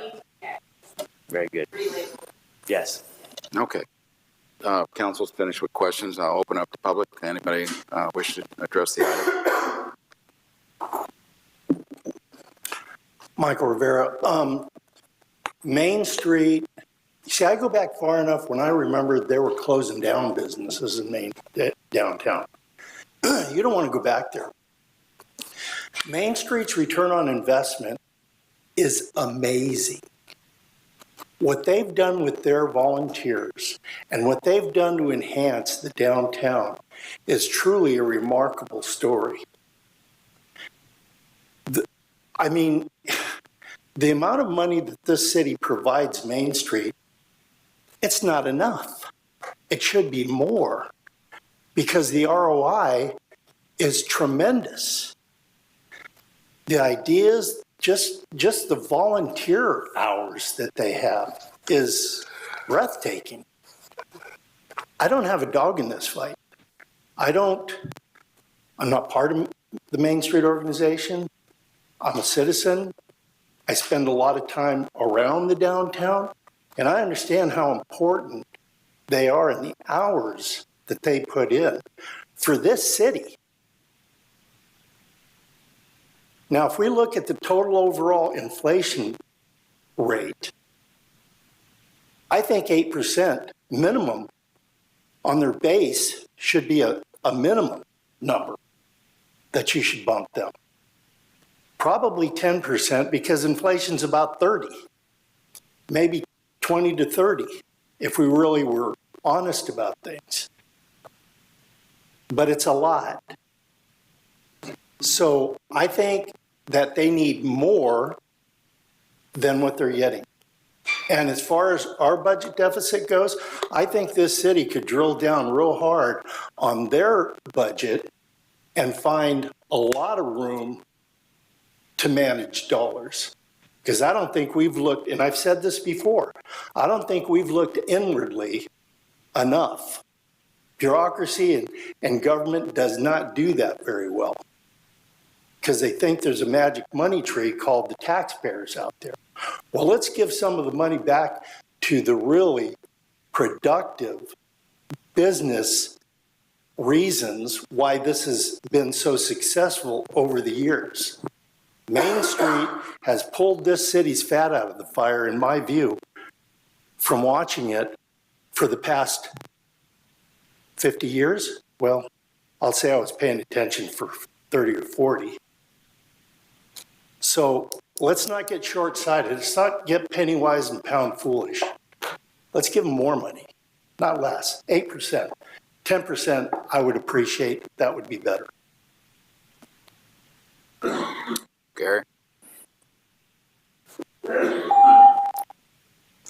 Gary Lear. Gary Lear, 1472. Can I start now? Yeah, go ahead, Gary. First of all, thank you so much. Thank you. I can't thank you guys enough. You know, I have probably been going through this area since about 1981. I'm from the Bay Area. I lived in Cupertino, and at that time, the headlines were that the Gilroy outlets were crushing the downtown of Gilroy. Then around in the 1980s or 1990s, the headlines were that Walmart is coming in and crushing the downtowns. I was part of the Main Street organization, and that's one of the reasons why I'm here, because I saw how hard they worked. I personally saw Norma and the volunteers go to business after business and tell them essentially change or die. I've never seen people work so hard, so dedicated. And even though I was gone for a long time and had numerous career changes and was doing whatever and trying to start bands and stuff like that, you know, I never forgot how dedicated these people were. And when I had a chance, I felt to help them in a big way. I felt that I needed to do this. You know, my family came here because they were killing Jews in Europe in the 1890s, and the first generation of lawyers in this country opened up small businesses. And my dad said, who was an astute observer of politics and economics and a real genius, told me, but do whatever you can. Small business is the backbone of this country. At that time, I didn't understand what he was talking about. It was because my family was able to come here first generation and open businesses. And, you know, I'm really emotionally attached to this issue, what Main Street does, what the business people are. And, you know, I feel the contribution they make and the sales tax they bring in needs to be taken into account. And the fact that we're having, I think a lot of these problems, it's the problems of success. If you know, when I came here, you could have your pick of about 300 parking spots. It was not an issue. So we have an issue now because of success. And personally, I was an eyewitness to what Main Street organization, Norma Moy and her volunteers contributed to this community. And when I had a chance, I felt to help them. I did. Thank you. Welcome. Mucho gusto, Ana Munoz. I really love the downtown Paso website, and I'm glad to hear that it's going to be even fancier. I'm hoping it could be dialect or Spanish approved in the future. That would help us if we're coming for Dia de los Muertos. I'm also excited that we're going to put on the Halloween to include kid activities in the park. My kid uses a wheelchair, and it's hard to go around all the businesses. I know we're a small part being handicapped, but it's nice to have stuff in the center because that's where the handicap bathroom is. Or for our kids that have Down syndrome, my son has CP, it's just accessibility. That center part is nice, so I'm excited we're going to have kid activities there. I really like the website, and I thank you for the team who provides that. I go to events all over the state, and it's one of the best sites I've used ever. And that says a lot about the association and their partnerships for us to be able to be out of county and access everything and still get here on time for the big events. We're excited for the Lavender Festival. On a side note, for fundraising, being one of your vendors, I think we can raise the booth fee. When I go to San Luis Obispo, to the Mission, where I went to college, just outside the Mission, that little strip, $150. Simple. So the booth fees can go up. That can help with fundraising in any way we can be assistance. Plus, we wouldn't mind bringing candy for the Halloween event so then it takes the pressure off the businesses and we can be part of it and we'll be all dressed up, ready to go for the big special day. I would also like to say thank you for everybody. I know it's never easy to talk about budgets, negotiation, what happens next, but I was raised on a reservation. It's not about us. It's about the next 7 generations. Let's do what's right for our kids and families, please. Thank you. Okay, anyone else on public comment? Okay, we'll bring it back then to council for discussion or direction to staff. I think at this point it's just receive and file. Mm-hmm. So they're going to come back with, Jeff, you'll come back with just more information on your budget detail. Yes, sir. That'd be great. Okay. Okay. Very good. Second. All right, then that's it for this point. Mayor, sorry to chime in. We were looking for some direction today. As it reads on the agenda, we're in the process right now of developing the budget. back in March, when we had our budget workshop, we indicated to the council that staff had made the assumption that the current year contribution of $110,000 was going to be carried forward for the next 2 fiscal years. We are getting down to the finish line to adopt the budget. I think we're about a month and 10 days away from having to do that. If you are wanting to continue this item to get more information, I think that's an option. Otherwise, we would be looking for some direction. I would be open to favorably looking at increasing the contribution that the city makes, not by much, just a modest amount. And I would welcome input from my fellow council members as to what that modest amount might be. Any discussion? I'll say something. I think that we should continue the item and bring it back and discuss it. We need a little more detail on our budget. I would agree. Because Again, we didn't have this information in March. I can see it possibly increasing it also after all the presentation, but I'd like to hear that more about like that. Just the detail, and then also find out about what's happening with our budget. Yeah, I think a little bit more about their budget and about where their money is and where it isn't. Yeah. And how maybe we can participate by matching some funds on fundraisers or something of that nature rather than just giving them the amount in advance. So we just remember that in the past, Main Street's been tasked with performing these. It's like a service that Main Street provides to the city. The question is how much. Can I finish, Fred? Go ahead, Chris. Go ahead. Thank you.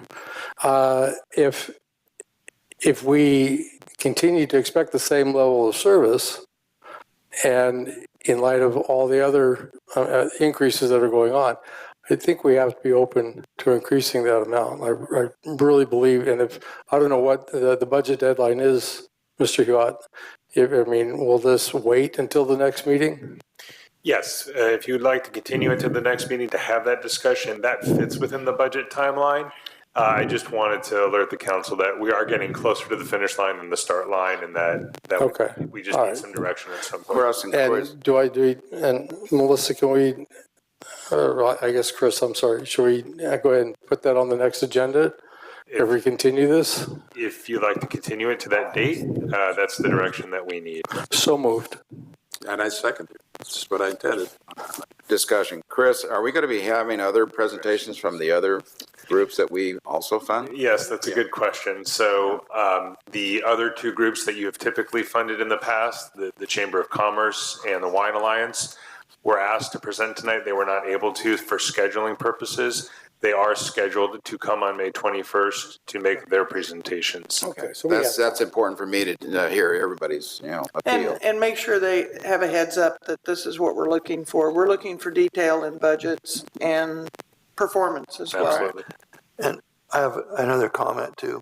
Yeah. Because it's a smaller group of businesses, we could always push this into June if we needed to, because it's a finite group of people if we need to give them more time or whatever. So I don't think we have to push it to the next meeting because we could protect them still for the event. Does that give you enough time, Jeffrey? Yeah, that was for the next until the next meeting, or do you need more time? Yeah, we should be able to do it next meeting. If you could outline for us specifically what your concerns are. I can actually meet with you if that's appropriate, if that's okay. As long as that information gets provided back to all council members. Yeah. Absolutely. No, then I can at least go over my questions, or we can look at the budget and whatnot. Yeah, I'm happy to do it any way that's appropriate. I don't want to step outside the bounds here. But right. We could schedule a time to meet with the board and our bookkeeper and is that okay with everybody? Yeah, absolutely. If you want to find Can more we have information, member of city staff available to that meeting? Yes, we'll make Thank that. you. Yes. Very good. Thank you. Thank you. Thanks, Jeffrey. All right. Moving on then. Call for the question. There was a motion on. All right, Melissa, go ahead. Councilmember Bausch. Aye. Councilmember Strong. Aye. Councilmember Gregory. Councilmember Roden, Aye. Mayor Hammond, Aye. motion passes We'll do a unanimously. short break here for 5 minutes. Good You idea. guys? Okay. So you're good. Can't eat that thing in a day.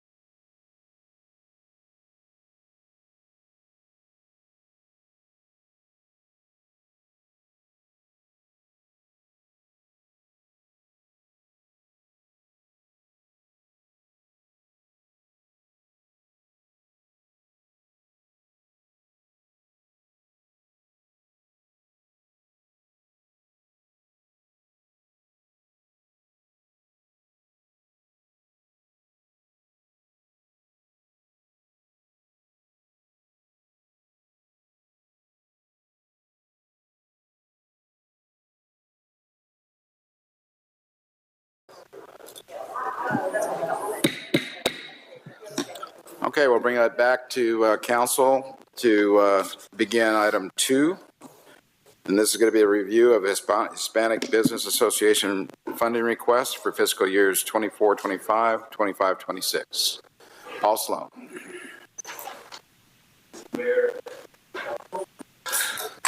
Paul Sloan, Economic Development Manager.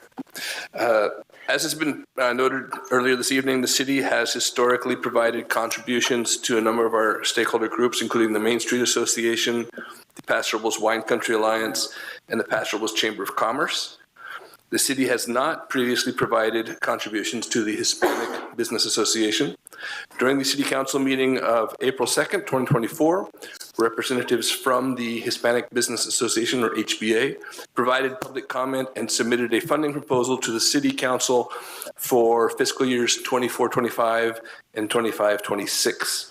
Council requested HBA representatives return to the City Council to provide additional information on that request, and we have representatives from the HBA here with us this evening for that purpose. So I'd like to invite to the podium the president of the HBA, Maria Garcia.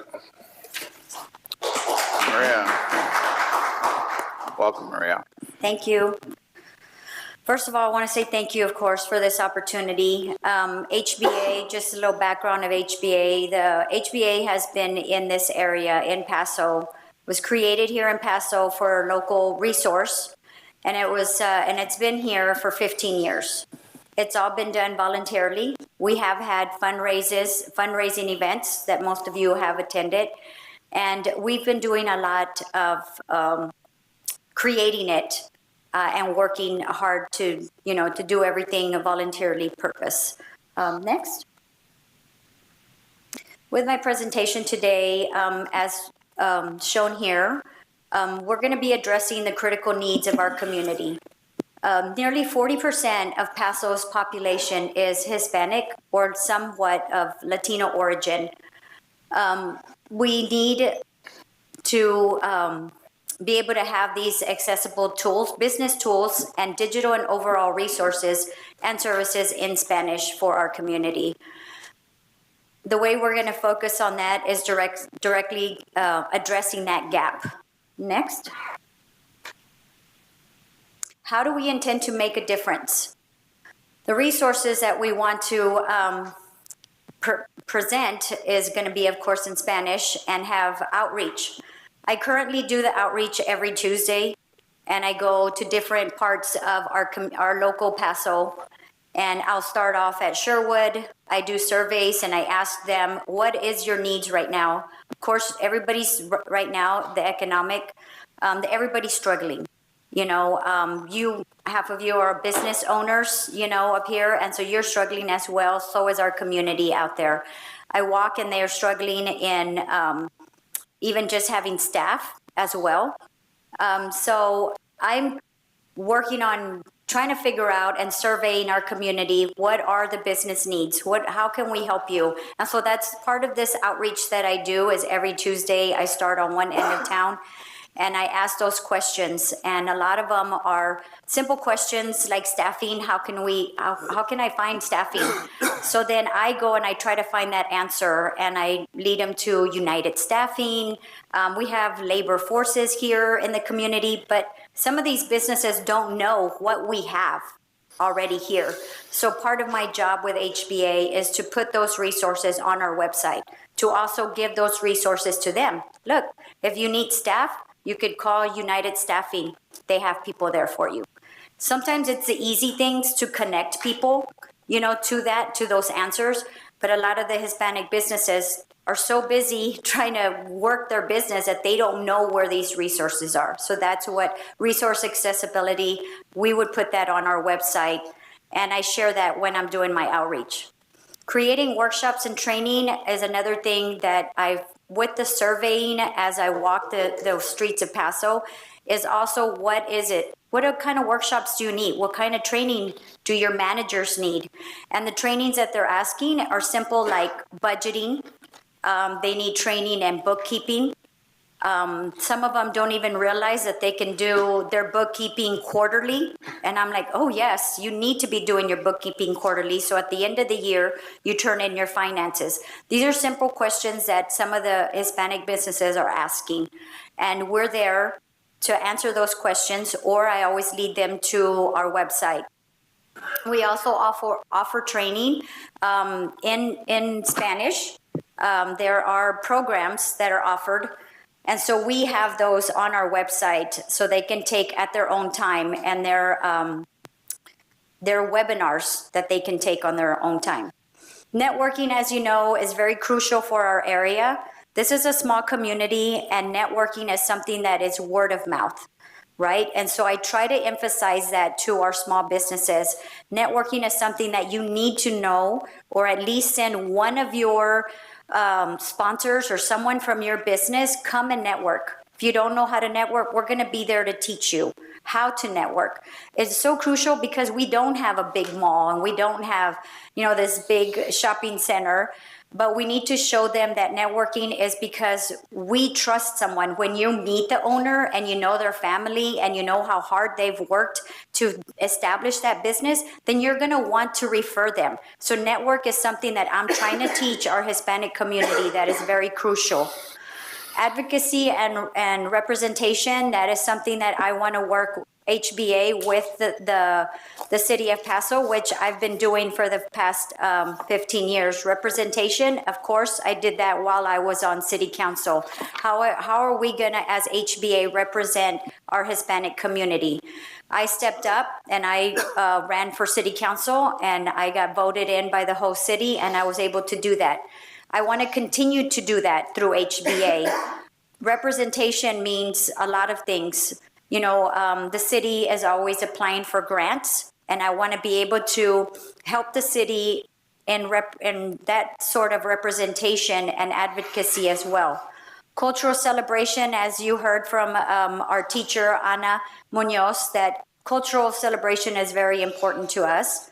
Partnerships, so we partner with Cuesta College and their business education, and we also partner with Cal Poly, the business education. They want to start collaborating and having workshops together, and all in Spanish as well. Next. Scopes of services.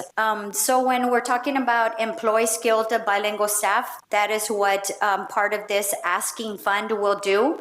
It's going to, some of this asking fund will employ 2 employees. Right now, like I said, HBA has been running all voluntarily and through membership fees and sponsorship and fundraising. So part of this ask is to actually have 2 people that are employed and that are bilingual, so that we can actually establish somewhere, on my next there, establish a physical presence in Paso Robles, somewhere where anybody here can say, oh, you know what, you have a question? Let me direct you somewhere. So we actually want to have a physical presence 3 days a week to start off here in Paso. We want to be able to translate information. Sometimes I get phone calls from businesses that they received a letter from the city, or they received a letter from the county. They have questions. They call me up and they say, Maria, can you come and help me translate? What does this mean? I've been here at City Hall myself to try to help the Planning Commission, different departments with that translating as well. What else here? We develop comprehensive business support. So that means that we want to have materials to support all the training and business workshops. We want to be able to have materials already ready. And that, of course, is going to take money to be able to print everything in English and Spanish and have it there when people come to visit us. The education part, undertake business visits and training programs. So we want to be able to collaborate with Cal Poly. They've already reached out to us. They have a great Cal Poly small business education program, and they want to be able to come here and teach it in Spanish. So they're already reaching out to us to do that, and we want to be able to do that here in Paso. The community part of this is the planned network events and foster community. That just to me is already talking about what we're doing today. We're planning ahead we have to set the foundation, right? And we have to gather our community and foster it and find out what the needs are for our community. Next.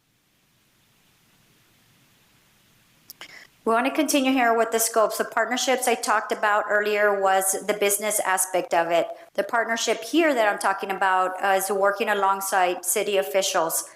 You know, most of the times I get emails and calls and from different departments in the city, and they're asking me to please share that there's openings on different commissions, on planning commission, on library commission, and they're asking me to share that on my HBA website, share it on my social media, and that's exactly what we do, and we've been doing that for the past years. We want to continue to work alongside city officials and be able to do that. We do need a diverse board on every board, on the Parks and Rec, on Planning Commission, on City Council. And so that is something that I want to continue to work with. That is what my partnership there talks. Want to be able to celebrate an annual culture event, whatever we decide. Once we build, the HBA builds a committee, then we can decide as a committee what culture event we want to have that year. Digital resources, as you know, digital is not cheap. So having my webmaster, Jose here, and he has taught me so much about how just being in a digital world is already cumbersome as it is. But then you throw in a translation on top of that, and to sit with a business and tell them step by step, look, okay, you have your business, but you need to have a website. I walked today and there was 5 businesses and they're downtown and they don't have a website. I'm like, how do you not have a website? That is crucial. And this is something that HBA will offer for free. So HBA has a grant resource that we offer free websites, and Jose makes an appointment with them, all in translate it, and finds out how to actually create a free website for those businesses that need one. It's expensive, and they're trying to grow their business, so we're trying to find resources everywhere we can. We want to connect also. We connect with the Mexican consulate. They come to Paso Robles twice a year. They started doing this about 5 years ago. The importance of the Mexican consulate for them to come is crucial because people need to apply for an ID. We want, everybody here to be able to have the correct documents to open a bank account, the direct important documents to be able to even just have a driver's license. But in order for them to do that, they have to get their Mexican ID first and then be able to get their American ID. So those are things that the Mexican consulate can provide with appointments, and we facilitate that at the Oak Park Community Center, and they come twice a year for that. Next. Forming the future. So this is something like I was talking about earlier that the city is always asking us to do is HBA will be served as a committee. In the committee, it will be most of our members. We've got to grow our membership. And then from our membership, we are going to have a committee. Once we have the committee, then we can work on having a strategic plan. Once we have our strategic plan, then we sit down and we can actually teach people how to be board members. When I first started HBA, a lot of people would come to me and I would ask them, can you please come and sit on my HBA board? And they actually thought that they had to go to college or have a degree of some sort in order to be a board member.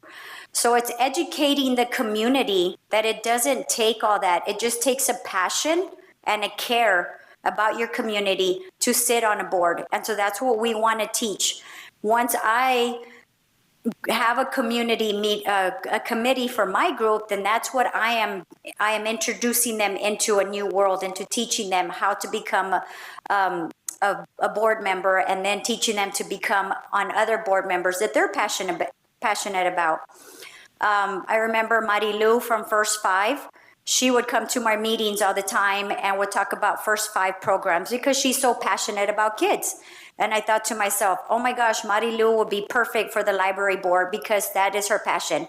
And sure enough, here she is. She is on our library board. But we have to motivate them. We have to ask them. We have to show them that it's something that you're already passionate about.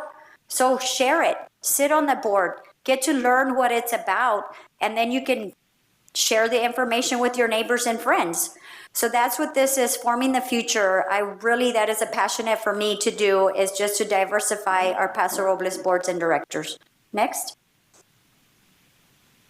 The educating part is we would have monthly meetings.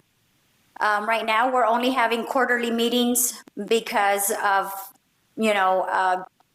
just the resources that we have right now. But with this funding aspect, this is what we want to do. With this funding, we want to be able to have monthly meetings. We want to build up the resources that we already have. So basically, we want to expand to the next level. We want informative speakers. Before COVID and HBA was thriving, we would have someone from the city come and talk. We had someone from the police department, they would come and talk. We'd have the fire department come and talk. We'd have every kind of like a mini of Paso talks is what we would have. And our meetings are actually during lunch. So it's a 2-hour meeting and we sit and get to know each other. And then we have informative talks. And so this is something that I want to bring back and invite the city to come and always tell us, like whenever we're going to talk about the bike path or we're going to talk about a new park or something, this is an opportunity for the city to come and inform us about what is going on. As you saw tonight, not too many Hispanic people come to our city council meetings. So this could be our way of informing the community of what is happening in the city.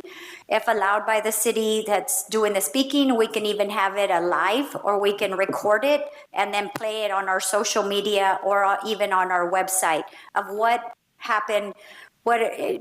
Streets, like tonight, we talked about the streets. A lot of people that were here earlier to support me, a lot of the businesses that were here earlier, they were like, wow, they're fixing the streets. This is the first time they'd ever been to a city council meeting.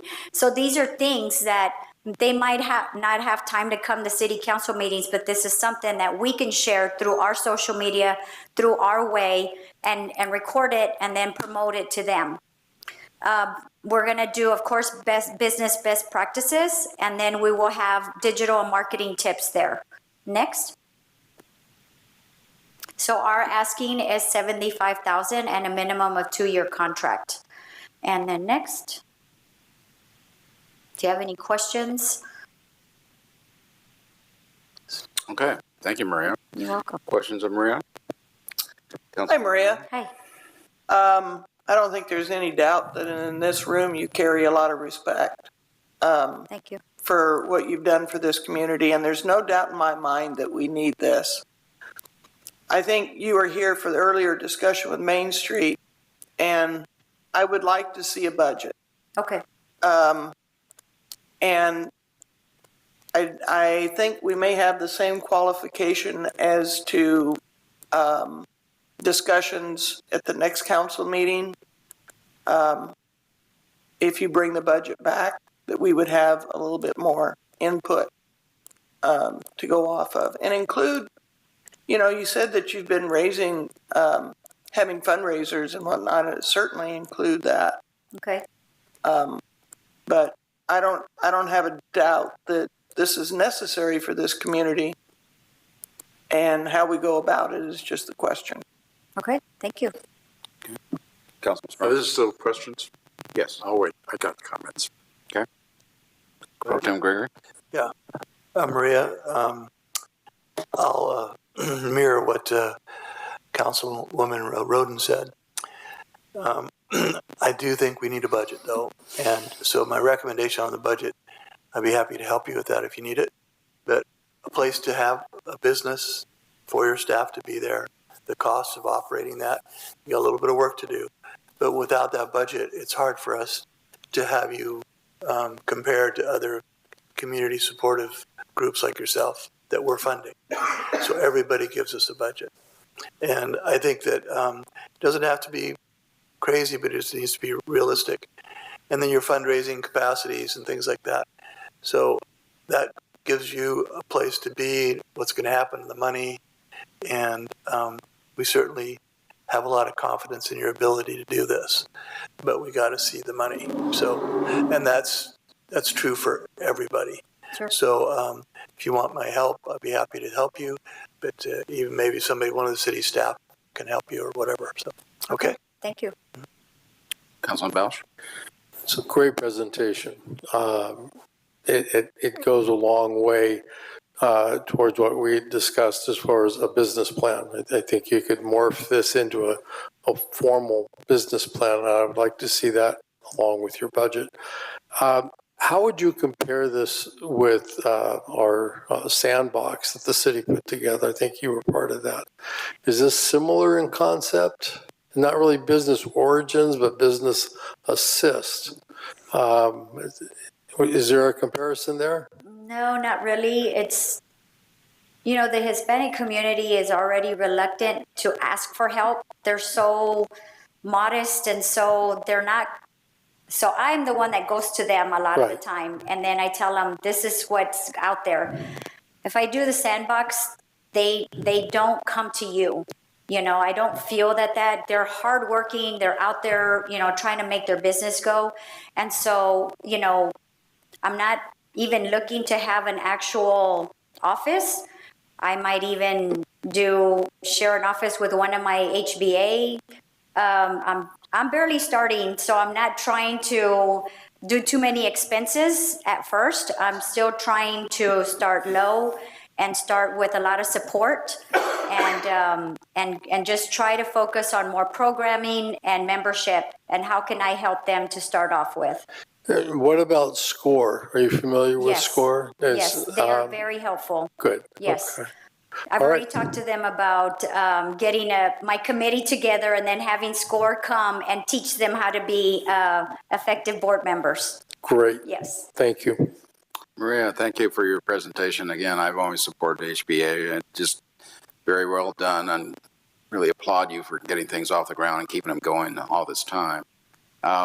In your presentation, though, I didn't really see, it comes into my mind, I'm wondering, does the HBA tend to want to work within its own group, or do they expand? In other words, being assimilated in America, in other words, a Hispanic group and the American, English, do you get them to expand and get not only this Hispanic community, but other communities involved? Right. So at our mixers, everybody's invited. And a lot of people do call me and ask me, can only Hispanic businesses have membership? And I said, no, you're more than welcome. Because on the reverse side, American businesses want to learn how to get the Hispanic business, of course, on the opposite side. How do they become my customers? And so we're always intermingling and helping each other. We get a lot of retired business owners, actually. Paso Robles is amazing. And they come to me and they say, Maria, I used to be a business owner in Santa Monica or Santa Barbara, but I live here now and I'm retired. Can I come to your meeting and help you? And I say, of course you can. I would love that help. And so I get a lot of phone calls like that, and they do, and they come and they help, but everybody is welcome. A lot of the businesses are bilingual. There's only a few that are struggling, but I always tell them, if you want to be successful in your business, Cuesta offers English classes, and they do. So a lot of my businesses, I tell them, honestly, I said, if you want to grow, you need to learn English, or at least have that business knowledge, or send someone from your business to be able to grow, because it needs to work both ways. And so I work closely with Dr. Escobedo at Cuesta, and she was going to try to be here tonight, but she was out of town.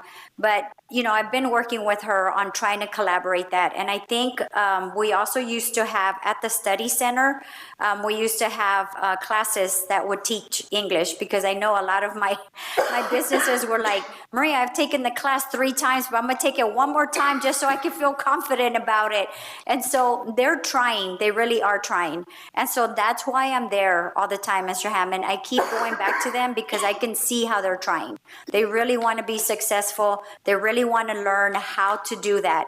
And so that's what keeps me going and volunteering still for this organization. Very good. Okay. Sounds good. One more questions from council. I'll open it up to the public. Anybody like to go ahead and have questions? Go ahead. Michael. Okay, Michael Rivera. It's admirable what Maria is attempting to do, and I have no problem with any organization or group to try to expand or create better business opportunities for their members. However, this is not the right way to do this. I said this last time. If the Chamber of we have a Chamber of Commerce. If they're not melding and assimilating this group into their organization, then they're not doing their job, is in my view. I mean, we fund the chamber to, a significant amount of money every year.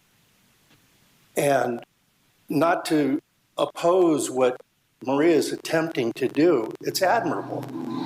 However, I think Chris mentioned SCORE. I think there's a whole host of other ways to get this done, but we have a Chamber of Commerce. And like I said last time, if they're not assimilating or bringing these folks under their umbrella, if not, why not? And somebody ought to be asking them why their door isn't wide open for what Maria's attempting to do, because that is growing the business community in this city. And so, and the other thing, with all respect, Maria, if we're going to start to fund people based on an ethnic origin, and this is respect, I'm Hispanic and Native American, for God's sake. My family's been here since 1600. So I have no, what bothers me is that if we're going to start to give people city money, when we already have an infrastructure set up to do this, where does it end? Who's next? Who comes up to the podium next time? 50,000 here, 100,000 here, 70,000 here. And then we're thinking not a proven entity, Main Street. I mean, this is not logical to me. It makes no sense whatsoever. That's why I can't support this. I do support asking the chamber, if they're not welcoming Maria and her organization or something of that nature into their umbrella, then that's what needs to be asked. That's just my view. Welcome.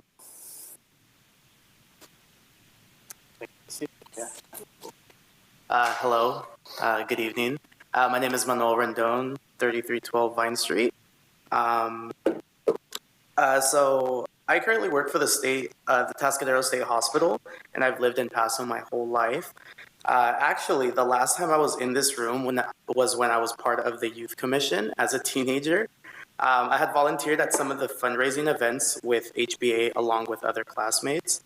I was one of the recipients of the HBA scholarship back in 2016 when I graduated from Paso High. And that scholarship helped me immensely during my first year of college up at California State University East Bay. And thanks to the HBA scholarship, I was able to focus on my studies during the first year without having to work while I navigated the unknown territory of being in college as a first-generation student. And fast forward 4 years in the midst of the 2020 COVID pandemic, I actually graduated with 2 majors, so I was able to get my BA in sociology and then my BA in human development. So I truly believe that the HBA deserves the funding and that they will continue to put the funds to good use to further promote the benefit of the members of our community, both young and old. Thank you.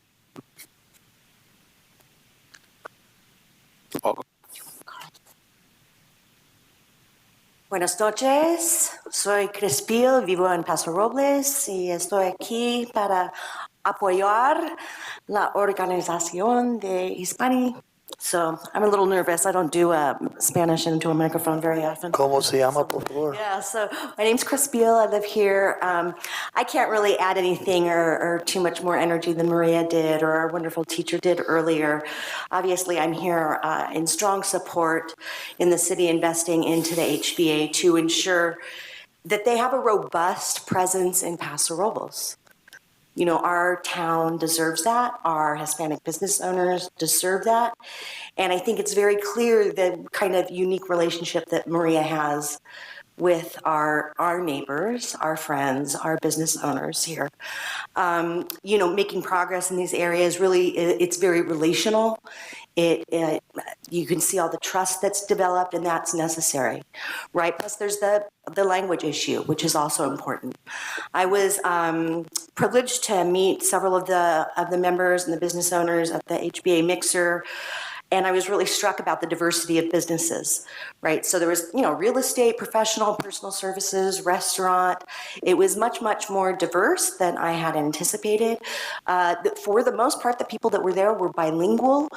And what was revealed to me was that, yes, people can speak English and Spanish, but if you're wanting to, you know, learn about legal issues or accounting issues or business issues, I know for me, I would prefer to receive that information in my first language, right? It's very specific. And HBA and some of the language offerings that they have, I think that's really important for the business owners. I think, you know, they have personal relationships with the neighborhood, and HBA has provided such a service to the city in terms of outreach, right? When the city needs something to outreach something to the Hispanic, the Latino community, you know, Maria has always been available to sort of be that conduit. So it really is a two-way street and a two-way relationship. So again, I know we're kind of in the budget cycle, which why these are coming up. But it is really in the city's interest to help HBA succeed because that helps our local business succeed. That benefits the city. So she brings a great value to this offer, and I hope that you strongly consider funding this great organization, which hasn't really been funded before now. Thank you. Gary?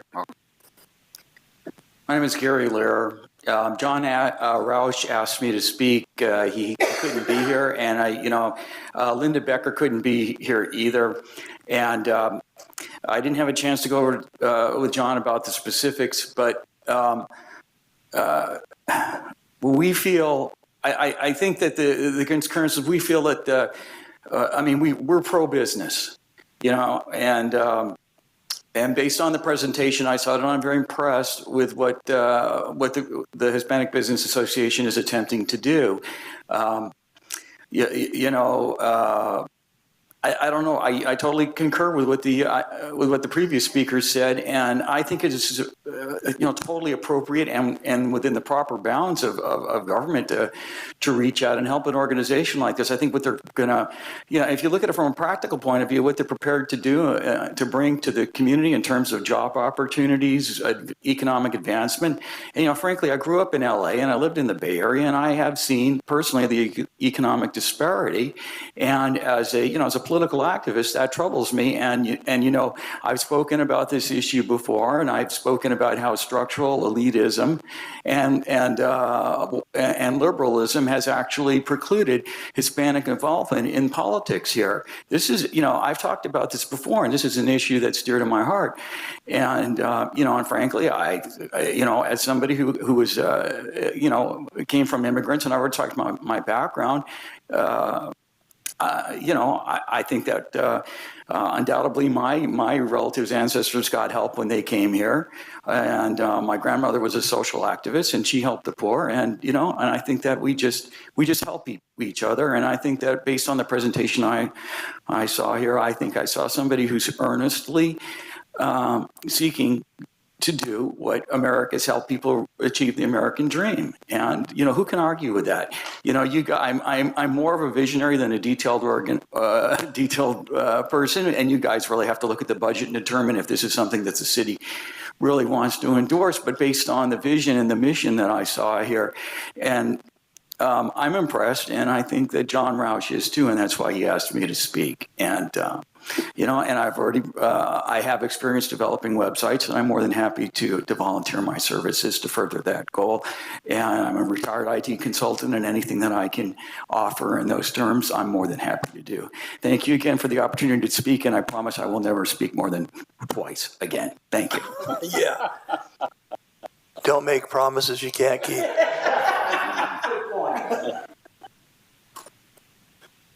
Good evening or good night. It's already late, right?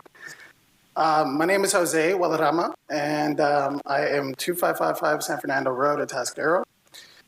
So I am here also, again, to ditto, actually, what the gentleman just had advised, and to, sorry, he's leaving. But just to really understand, it's about people. It's about the people. At the end of the day, it's about people. I could talk about digital. I could talk about creating a website, translating services, but it's about the people. At the end of the day, just like what the gentleman said, think of it like a business investor. You invested today, and next thing you know, that return came back pretty nice. And it's because we have talent.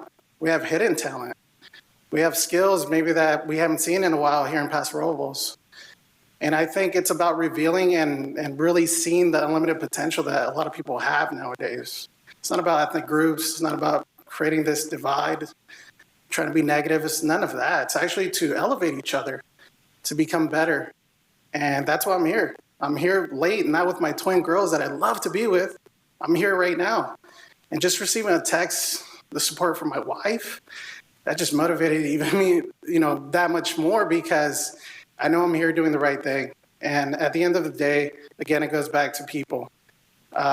We see the potential in other bigger cities. I can, see that. And talking about digital now, just with 1 year of what I've done recently, creating websites for North County for-profit businesses from Santa Margarita all the way up to San Miguel in between, I've noticed that, unfortunately, I had to lower the digital literacy, the text. I had to really concise my presentations because it was already a lot for business owners. So you can only imagine when we started talking Spanish, it was it was different, because we already see digital is a big need for businesses. Attention is a new currency for businesses. And if we can't really teach that to American businesses, people that speak English, I'm really scared of the future, what that looks like, because it looks like a future digital EV type world. So, I'm here again to really advocate for all of our Latino, Hispanic community, and also to share about just the leader that we have right here. So much respect for her. I've known her for such little time. I wish I knew her for a long time. The people I've came across in the last 15 months, just working alongside with others, businesses, communities in Paso, Atascadero, everywhere here in North County.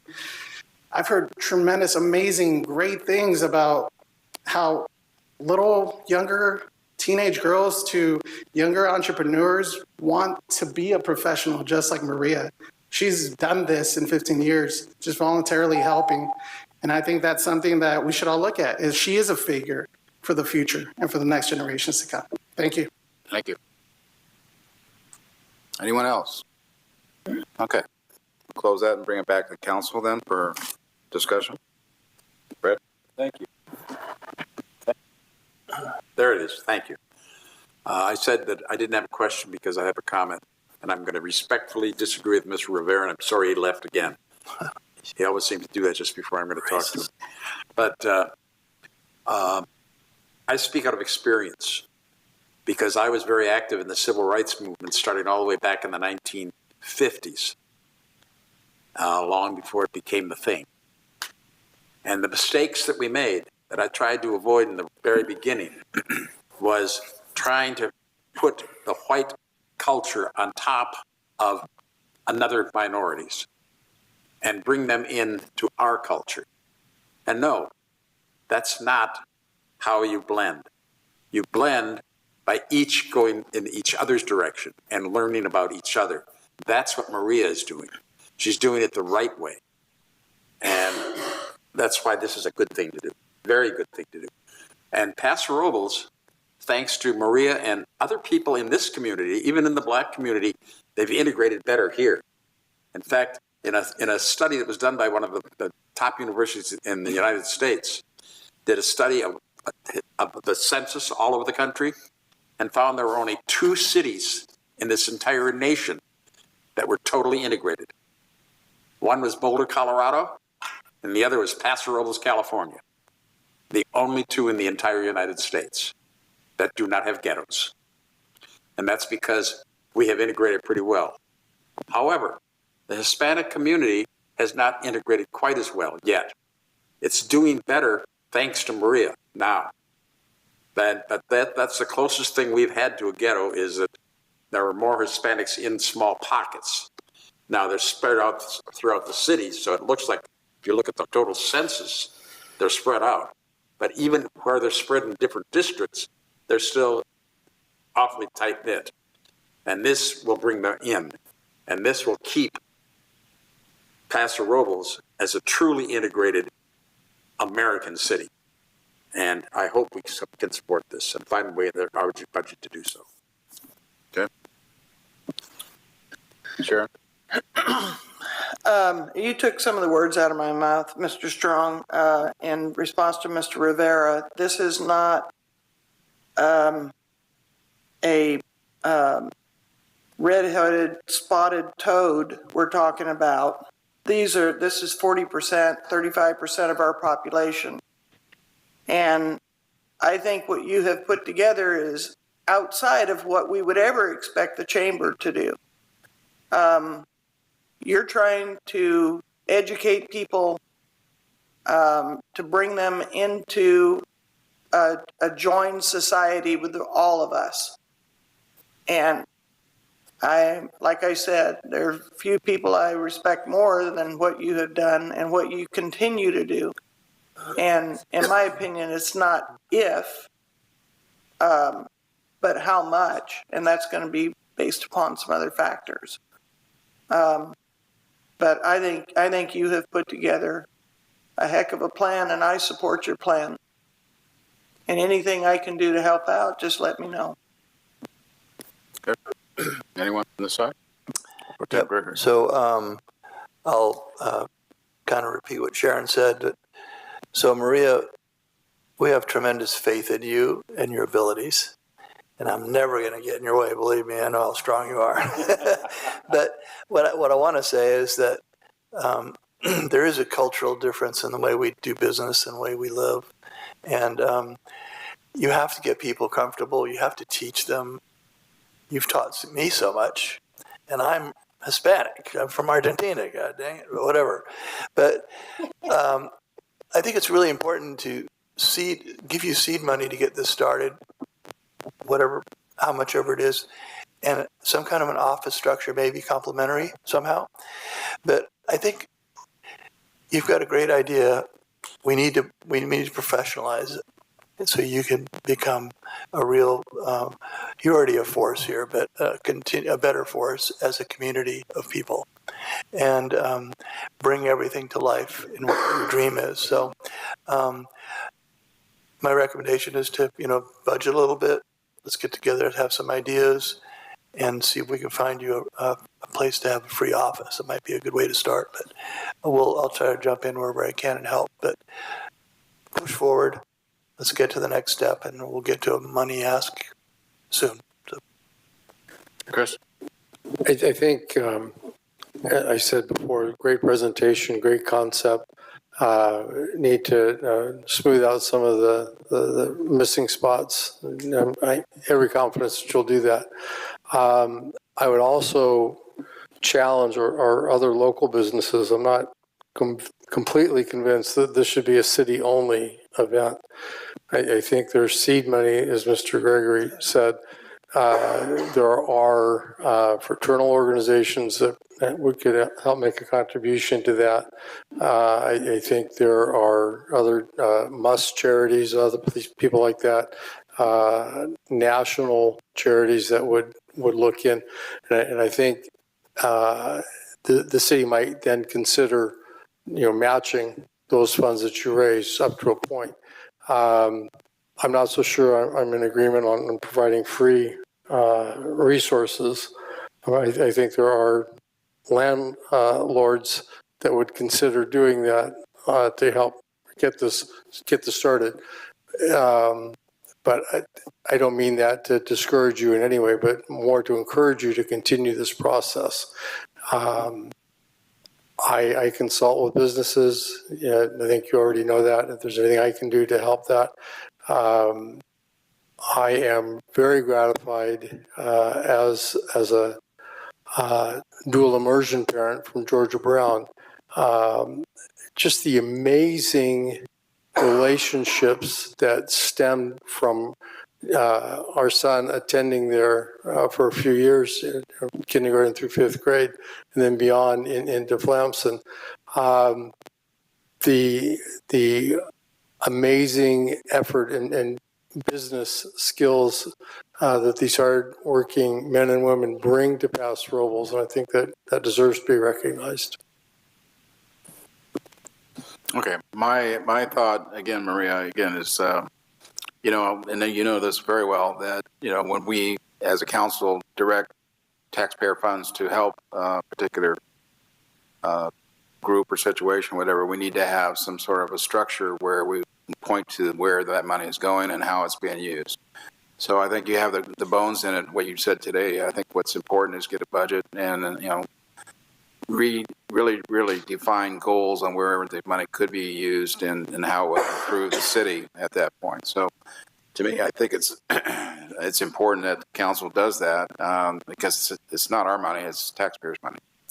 So I think if coming back, hopefully by the next meeting, we can get things together. We can make a decision on what we're going to do here. Of course, pending all the budget deficits that we're talking about already, it's going to be a problem. But something like this to get something started and to support, an activity that definitely is going to benefit Paso, I think is definitely a benefit for all concerned. So let's see what we could do to come back on the next one. Okay. All right. So direction to staff at this point. Move that we table this for the next meeting. Well, I think we're getting a bunch of them to talk about, and this is just one more. All appropriate to budget. Right, exactly. So. Appropriate meeting. I'm not sure staff.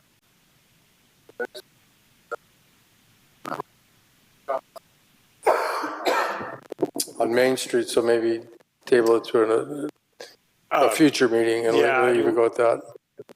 We're going to get into the bookending of the budget. So my thought would be is let us work the next couple of days and work with them. We do have some time until the next agenda deadline to see how we can move on the questions that have been asked by the council and the information, and then we can make a determination. I'm also trying to process information from Chamber and Wine Alliance that they needed more time. So if they can be ready by the next meeting, then I'm all for it.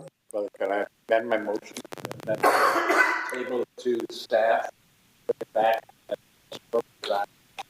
I could second that. That would work for us. You didn't. Our goal is to shoot for the 21st. It's fine. Okay. Second. Yeah, definitely with the council, there's interest here in helping the HBA. So let's see what we can do to get it, before it's on a formal. So I think the motion is to take no action this evening and direct staff to return when they have more information. Okay, that'll be the motion then. Second. All right. Melissa, you want to call for it? Councilmember Strong? Aye. Councilmember Bausch? Aye. Councilmember Gregory? Aye. Councilmember Roden? Aye. Mayor Hammond? Aye. Motion passes unanimously. Okay, thank you. So, Mr. Mayor, it is past 10:30, and we do have our council policy that after 10:30, the council needs to make a decision whether or not they want to proceed. You have a couple of items left on your agenda. One is the first reading of an ordinance regarding electronic and paperless filing. I think it would be staff's request that if council isn't opposed, that we actually take that this evening because there's some time sensitivity to that one. The other item that you have left is the preliminary budget overview. That's probably going to be a 30-minute or so item. You can continue that to the next meeting, or I think Mr. Hewitt was looking at some potential options for when we might be able to hear that. Okay, well, I definitely think item 3 should be discussed right now because it is time sensitive. If we can push the item to the next meeting, I guess. Yeah, we can, and I know we'll have another budget presentation that was scheduled for the 21st, if I'm not mistaken, Mr. Cornell. So I just combine the two then? We can potentially combine the two, and then I do know that we were going to have an E12 discussion as well. Plus, now the 4 community organization presentations plus whatever else may be on the agenda. So I just wanted to give a council. I think we've been well. So we'll have a second reading of parking. In theory, well, it's up to you if you want the ordinance to be effective. I need to do a second reading. So I just wanted to give the council full disclosure that our 21st meeting will be a little compacted. We can always hold a special budget workshop if we wanted to do almost what came in my mind too. And we can poll you later this week and look at that if we would like to do that. That might be a good idea. Yeah, I think we're all kind of nodding our head yes to that. Yeah. Okay. Well, then we'll certainly poll you starting tomorrow and then figure out what works. Yeah. Take it off the big day. Do we need to make a motion as to, we're going to continue on? Yep, so we need a motion to continue, and you're going to take item, I forget the number 3, F3, K3, and then we're going to continue K4 to a future date to be determined by staff. Let's do this real quick. Let's do 3, and then we'll make a motion to continue, open and continue item 4. We need to make the motion to continue now. To continue. Because it's 10:30, so I so move. Continue the meeting. And I second. All right. Okay. We have a motion. Go ahead. We can do a voice vote on this, can't we? There's Bausch and Strong. So we have a motion by Councilmember Bausch to continue the meeting with a second by Councilmember Strong. We're going to take item K3 and then we're going to continue K4 to a future date. Councilmember Bausch? Aye. Councilmember Strong? Aye. Councilmember Gregory? Aye. Councilmember Roden? Aye. Mayor Hammond? Aye. Motion passes unanimously. Okay, let's get to item 3 then. Introduction, first reading of the ordinance amending chapter 2.65, municipal code allowing electronic paperless filing for the Political Fair Practices Commission. And Melissa, will you have that? Yes, item? thank you, Mayor Hammond and members of council. This item is being brought to you in conjunction with the City Clerk's Office.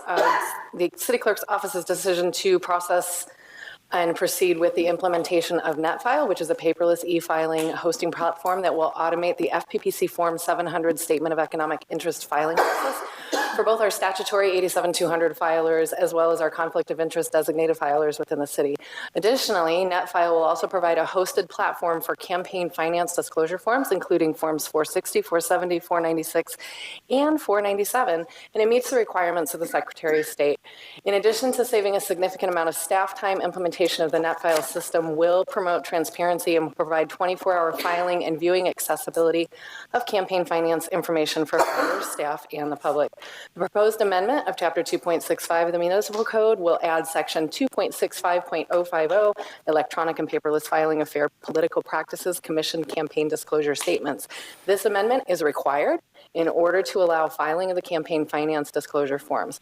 Staff's recommendation is to introduce the ordinance by title only and waive further reading. And essentially that concludes my presentation. I do have Tom Diebert, the Vice President of NetFile, online and available to take any questions you may have.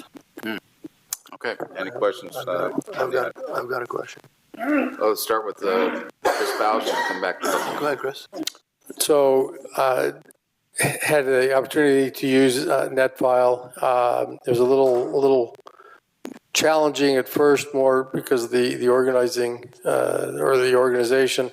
Once got past that, very easy to use. Had to use it again earlier this week, yesterday, and it just sailed right through. So I appreciated the seamlessness of it. The question is, would the addition of city council data flow into the existing? Yes, to answer your question, once you start filing through the city's platform on NetFile, that would allow you to take all of those other positions that you do in addition to this primary position. As long as they also have the NetFile platform, it would allow you to combine all of those together, and Tom can elaborate more on that. Sure. Good evening. Thank you for allowing me to speak tonight. Basically, what you would do is if you're filing your Form 700 and you have other agencies nearby that you also file your Form 700 with NetFile, all you have to do is either let Melissa know or let NetFile know by reaching out to filerhelp@netfile.com. And what we do is we combine all your profiles into one profile. And so when you go to file your Form 700, you create your filing in one of your agencies. So let's say you started in Paso Robles, and when you finish your filing, the system will ask you, would you like to use this information to file to any of your other agencies? If you click yes, it will show you a draft of your filing. It imports all of the data from the one that you just completed, and then if that's what you want to file, you push a button and you e-file it. And if you have more agencies still, it will ask that same question until you go through all of those existing agencies that you have. The only, well, thank you. That was a good explanation. The system, when I filed yesterday, seemed to want me to indicate that was my primary, and I kept refusing to check the primary box, and it finally allowed it to go through after I abused it for a while. But so we just have to work through that and make sure that it would know that city council is our primary position. Thanks. Yes, and we can actually, on the admin side, we can restrict that to be it that way. As a matter of fact, there's different agency settings, and depending on the agency, I don't know if you're filing for, let's say, the County of San Luis Obispo, who's a client of ours, and they decide to allow you to change that, then you as a filer in that agency can change it. However, if the agency that you're in says, hey, we're going to lock that down as your primary position, not allowing you to change it, that's an agency system setting as well. So each agency can make their independent call as to whether or not they want those fields locked down or not. Got it. Thank you. And then you're welcome. Additional questions, if I may? Yes, go ahead. For instance, I have to file with SLOCOG. SLOCOG is an independent agency, but it uses the county's finance department for its finances. Right. So will that go through, would I have to go to the county? But it's not really the county. It's well, now, SLOCOG, the San Luis Obispo Council of Governments, I'm assuming that's what SLOCOG is? Yes. Yes. Do they offer e-filing to you, No. or are they're receiving your filing on paper then? Correct. I do it on paper, and that was the next question. Okay. Could I still print it out on paper if I had to? Oh, yeah. Yeah. So basically, what you can do as a filer, if you're filing your annual statement with them, when you create your annual filing in NetFile for the city of Paso Robles, you can actually add SLOCOG as another agency, so you can create what's called an expanded statement. And when you do that, when you e-file, that satisfies the requirement for the city. And then all you would have to do is send an email to SLOCOG with the PDF of what you just filed to the city, since you added that as an additional agency, and they should accept that as your filing. Oh, that's right, and then they can print it out then. Yeah. So you don't need to even From the print it PDF. off, because All right. Very good. correct. Thank you. Yeah, you could just email the finished PDF to them, and that should be received by SLOCOG and taken. Okay, thank you. The same thing, of course, for our 460s or any of those. Yeah, no, 460s are a little bit different because keep in mind you have a committee based on the agency that you're filing to. So fundamentally what you would do is you would create your committee filing in NetFile. And when you electronically file it, it does file to the city. So think of it this way, you're replacing the paper, which problem with paper is it's easy to make mistakes, you can make math errors and so on. When you use the e-filing system, the system does all the calculations for you. And when you file it, it paperlessly files to the city and it's immediately posted online in a redacted form for transparency. Oh, very good. Thank you. Thank you. Pro Tem Gregory. Okay, Melissa, so so am I not filing on NetFile? Is that why it's not working? Because I did the auto file on the FPPC site, but it wouldn't let me do that very thing. So right for whichever that's agency. not our system. Yeah. So that's not your system. So I have to go to NetFile from now on. You would be able to do it through NetFile, yes. Okay, so that would take care of that problem. It'll be sent to you. It's a hosted platform. Website. Hang on, let's let Melissa answer. Go ahead, It is Melissa. a hosted platform. There will be training provided to council members, to staff that'll be using it. And excuse me, the system itself does provide video trainings within it. If you're having trouble when you go through, Tom can elaborate on that more. Oh, okay. Yeah. Sure. And what you're used- talking about is your 87-200 filings that you file to the FPPC. So when you become a client of ours, the FPPC would prefer that you use NetFile to file through because it's an automatic process to electronically file to the FPPC. Plus, you have enhanced features in NetFile that you don't get in the FPPC system. The FPPC system, you cannot create a filing that's an expanded statement filing like the slow cog example. You couldn't do that in the FPPC system, but you can do that in the NetFile system. All right, and so I can do the same thing for CalCog. Exactly. California Council of Governments. So I was going to mention as a question here, once this is sent to the city, our clerk, and received and stamped, that's the time to make a PDF. In other words, that just because you filed it doesn't necessarily mean that it's been received. Correct, Melissa? When you file it through the system, it is going to be date stamped. That is going to be the final piece for it. Through the And NetFile. Through NetFile, Right. which is going to automatically share that information with the FPPC. Okay. Instantaneously. Yeah, this has been a It is great. going to actually make this process simpler in the long run for everyone. Yeah, I've been using it for quite some time. I mean, after all these years, it's not have to type it all out every time. It's important to be able to pull it back up and just adjust it. Chris? Any thoughts on incorporating something like DocuSign? I'm not real comfortable with your signature provision. Well, it is a signature process similar to DocuSign. You're not actually wet signing anything. You're given a set of credentials that are unique to you, and the system is actually approved by the FPPC for signatures. So when you actually e-file it, you are the only one that's allowed to e-file through your account because it's locked down to your unique email address, and you are given a password that's encrypted to everybody. I cannot see it, my staff can't see it, Melissa or her staff can't see it. So you are actually the only person that can pull the trigger on the e-filing, and that's what the FPPC accepts as an electronic signature. I'm more concerned about somebody that pulls the statement down the road, a member of the public that pulls it, just sees the type name there. DocuSign, you have a code, like you say, that it sounds like it's embedded. Maybe is there a process to embed the code in the signature line? Embed the code in the signature line? Yeah, Yeah, first of all, it's not allowed by the FPPC, that type of a process. They actually define the electronic signature process that we have to adhere to. So and again, fundamentally, it's based on, if you've used the FPPC's system to electronically file your Form 700, same exact signature process as ours is.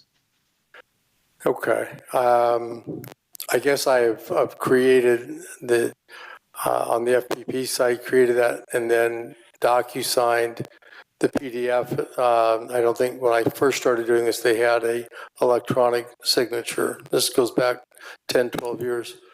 So I'd always just DocuSign and send them off that way. So, okay, That's fine. It's just, that's the only complaint that I have about using this. It's not a big complaint. It's just more for the I guess trying to invoke a higher level of trust to a member of the public that might want to see my Form 700 down the road. Yeah, and I agree with you. And actually, each filing has a unique number tied to it that only exists one time in the system. So that filing is traceable directly to you filing it. So it is reflective of your unique filing status. And it's built in when you go to the public site, you see a date timestamp, and in the middle of the date timestamp is a unique number that's the only filing that exists with that unique number, and it acts, in lieu of a wet signed signature.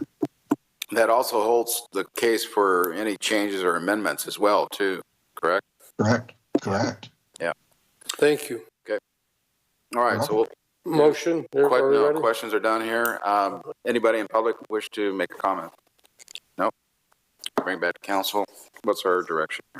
Motion to allow the first reading of an ordinance amending Chapter 2.65 of the Municipal Code to allow for electronic and paperless filing of fair political practices, commission, campaign disclosure statements. Second. Okay, motion by Bowes, second by Pro Tem Gregory. Any discussion? Call for the question. Councilmember Bausch? Aye. Councilmember Gregory? Aye. Councilmember Roden? Aye. Councilmember Strong? Aye. Mayor Hammond? Aye. Motion passes unanimously. Okay, that's done. And then item 4, we're going to go ahead and table that on. So that's We've been already done. done. Yep. Okay, then I don't say anything else at this point, right? Yeah. Chris, do you have anything on city manager? I just want to mention 2 things very briefly. This week, we're celebrating 2 recognitions. The first is Professional Municipal Clerks Week. So I wanted to take a moment and recognize our certified municipal clerk, Ms. Boyer. Thank you.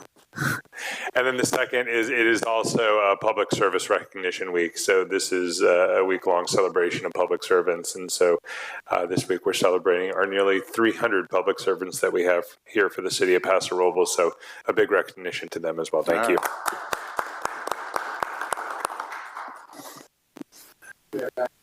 Yes. I sense we're going to condense the rest of this meeting, but I would like to request that a resolution to support the Taxpayer Protection Act be brought back to the dais on a future agenda. You have enough. Yeah, there's interest then. Chris, can we go ahead and get that pulled together? I guess so. Okay. Thank you, everyone. And I promised one person I'd say one thing in my report. Remind everybody there's the Olive and Lavender Festival is in City Park this Saturday. Very big thing. Yeah, it always and is. something you may not know, but I do, even though it's not going to be there, the olive oil that won first place in the world competition was from one of our olive orchards here. But that particular producer doesn't participate in this festival, unfortunately. I think that starts at 10 o'clock on Saturday, right? I may. It does. Yes. 10 o'clock. Hope to see everybody there. So going through, any council member have anything for council business or That's what reports? Yeah, besides Fred. Anybody else? I got 5. Yeah. No, I don't want to take the time. Yeah, it's getting kind of long. Mine's gonna be real quick. Yeah. Steve and I went to the airport ad hoc meeting for the FBO. Potentially our final meeting is going to be this Thursday to determine the FBO for the airport. Library Vision meeting with Eric and Angelica. It's a whole different vision than most of us grew up with a library. Went to Dia de los Niños and met some old friends and new friends, and Barney Schwartz Park, where Chris Hoyt tried to get me to use his bicycle on the pump track, but I thought better of it with there being cameras around. That's it. So let me go ahead and get all the upcoming events out in public here. We have Library Board of Trustees, May 9. Ad hoc, as Sharon just mentioned, is going to be this Thursday, May 9. Paso Robles Senior Citizens Committee, May 13th. Paso Robles Development Review Committee, May 13th. Paso Robles Parks and Recreation Advisory Committee, May 13th. Paso Robles Planning Commission, May 14th. Supplemental Tax Oversight Committee, May 15th. Beechwood Community Public Park Workshop, that's going to be an important one, May 15th. Paso Robles City Council again back here at May 21st. And I'm looking for an adjournment. Yeah. Tomorrow night, Yeah, we have a supplement. subcommittee. Yeah. There is a special meeting tomorrow evening that starts at 5 p.m. It is Supplemental Sales Tax Oversight Committee Advisory Body interviews. And we have Here or upstairs? Upstairs in the large conference room. You guys have your binders in your boxes too. So, okay, looking for an adjournment. So I would like to adjourn in Larry Matthews' honor. Second. He passed away. Yes, he did. Yes, he He's did. a long-term citizen here, so. And firefighter for Paso Robles for many years. Okay, all in favor? Aye. Aye. We're still in stand adjourned.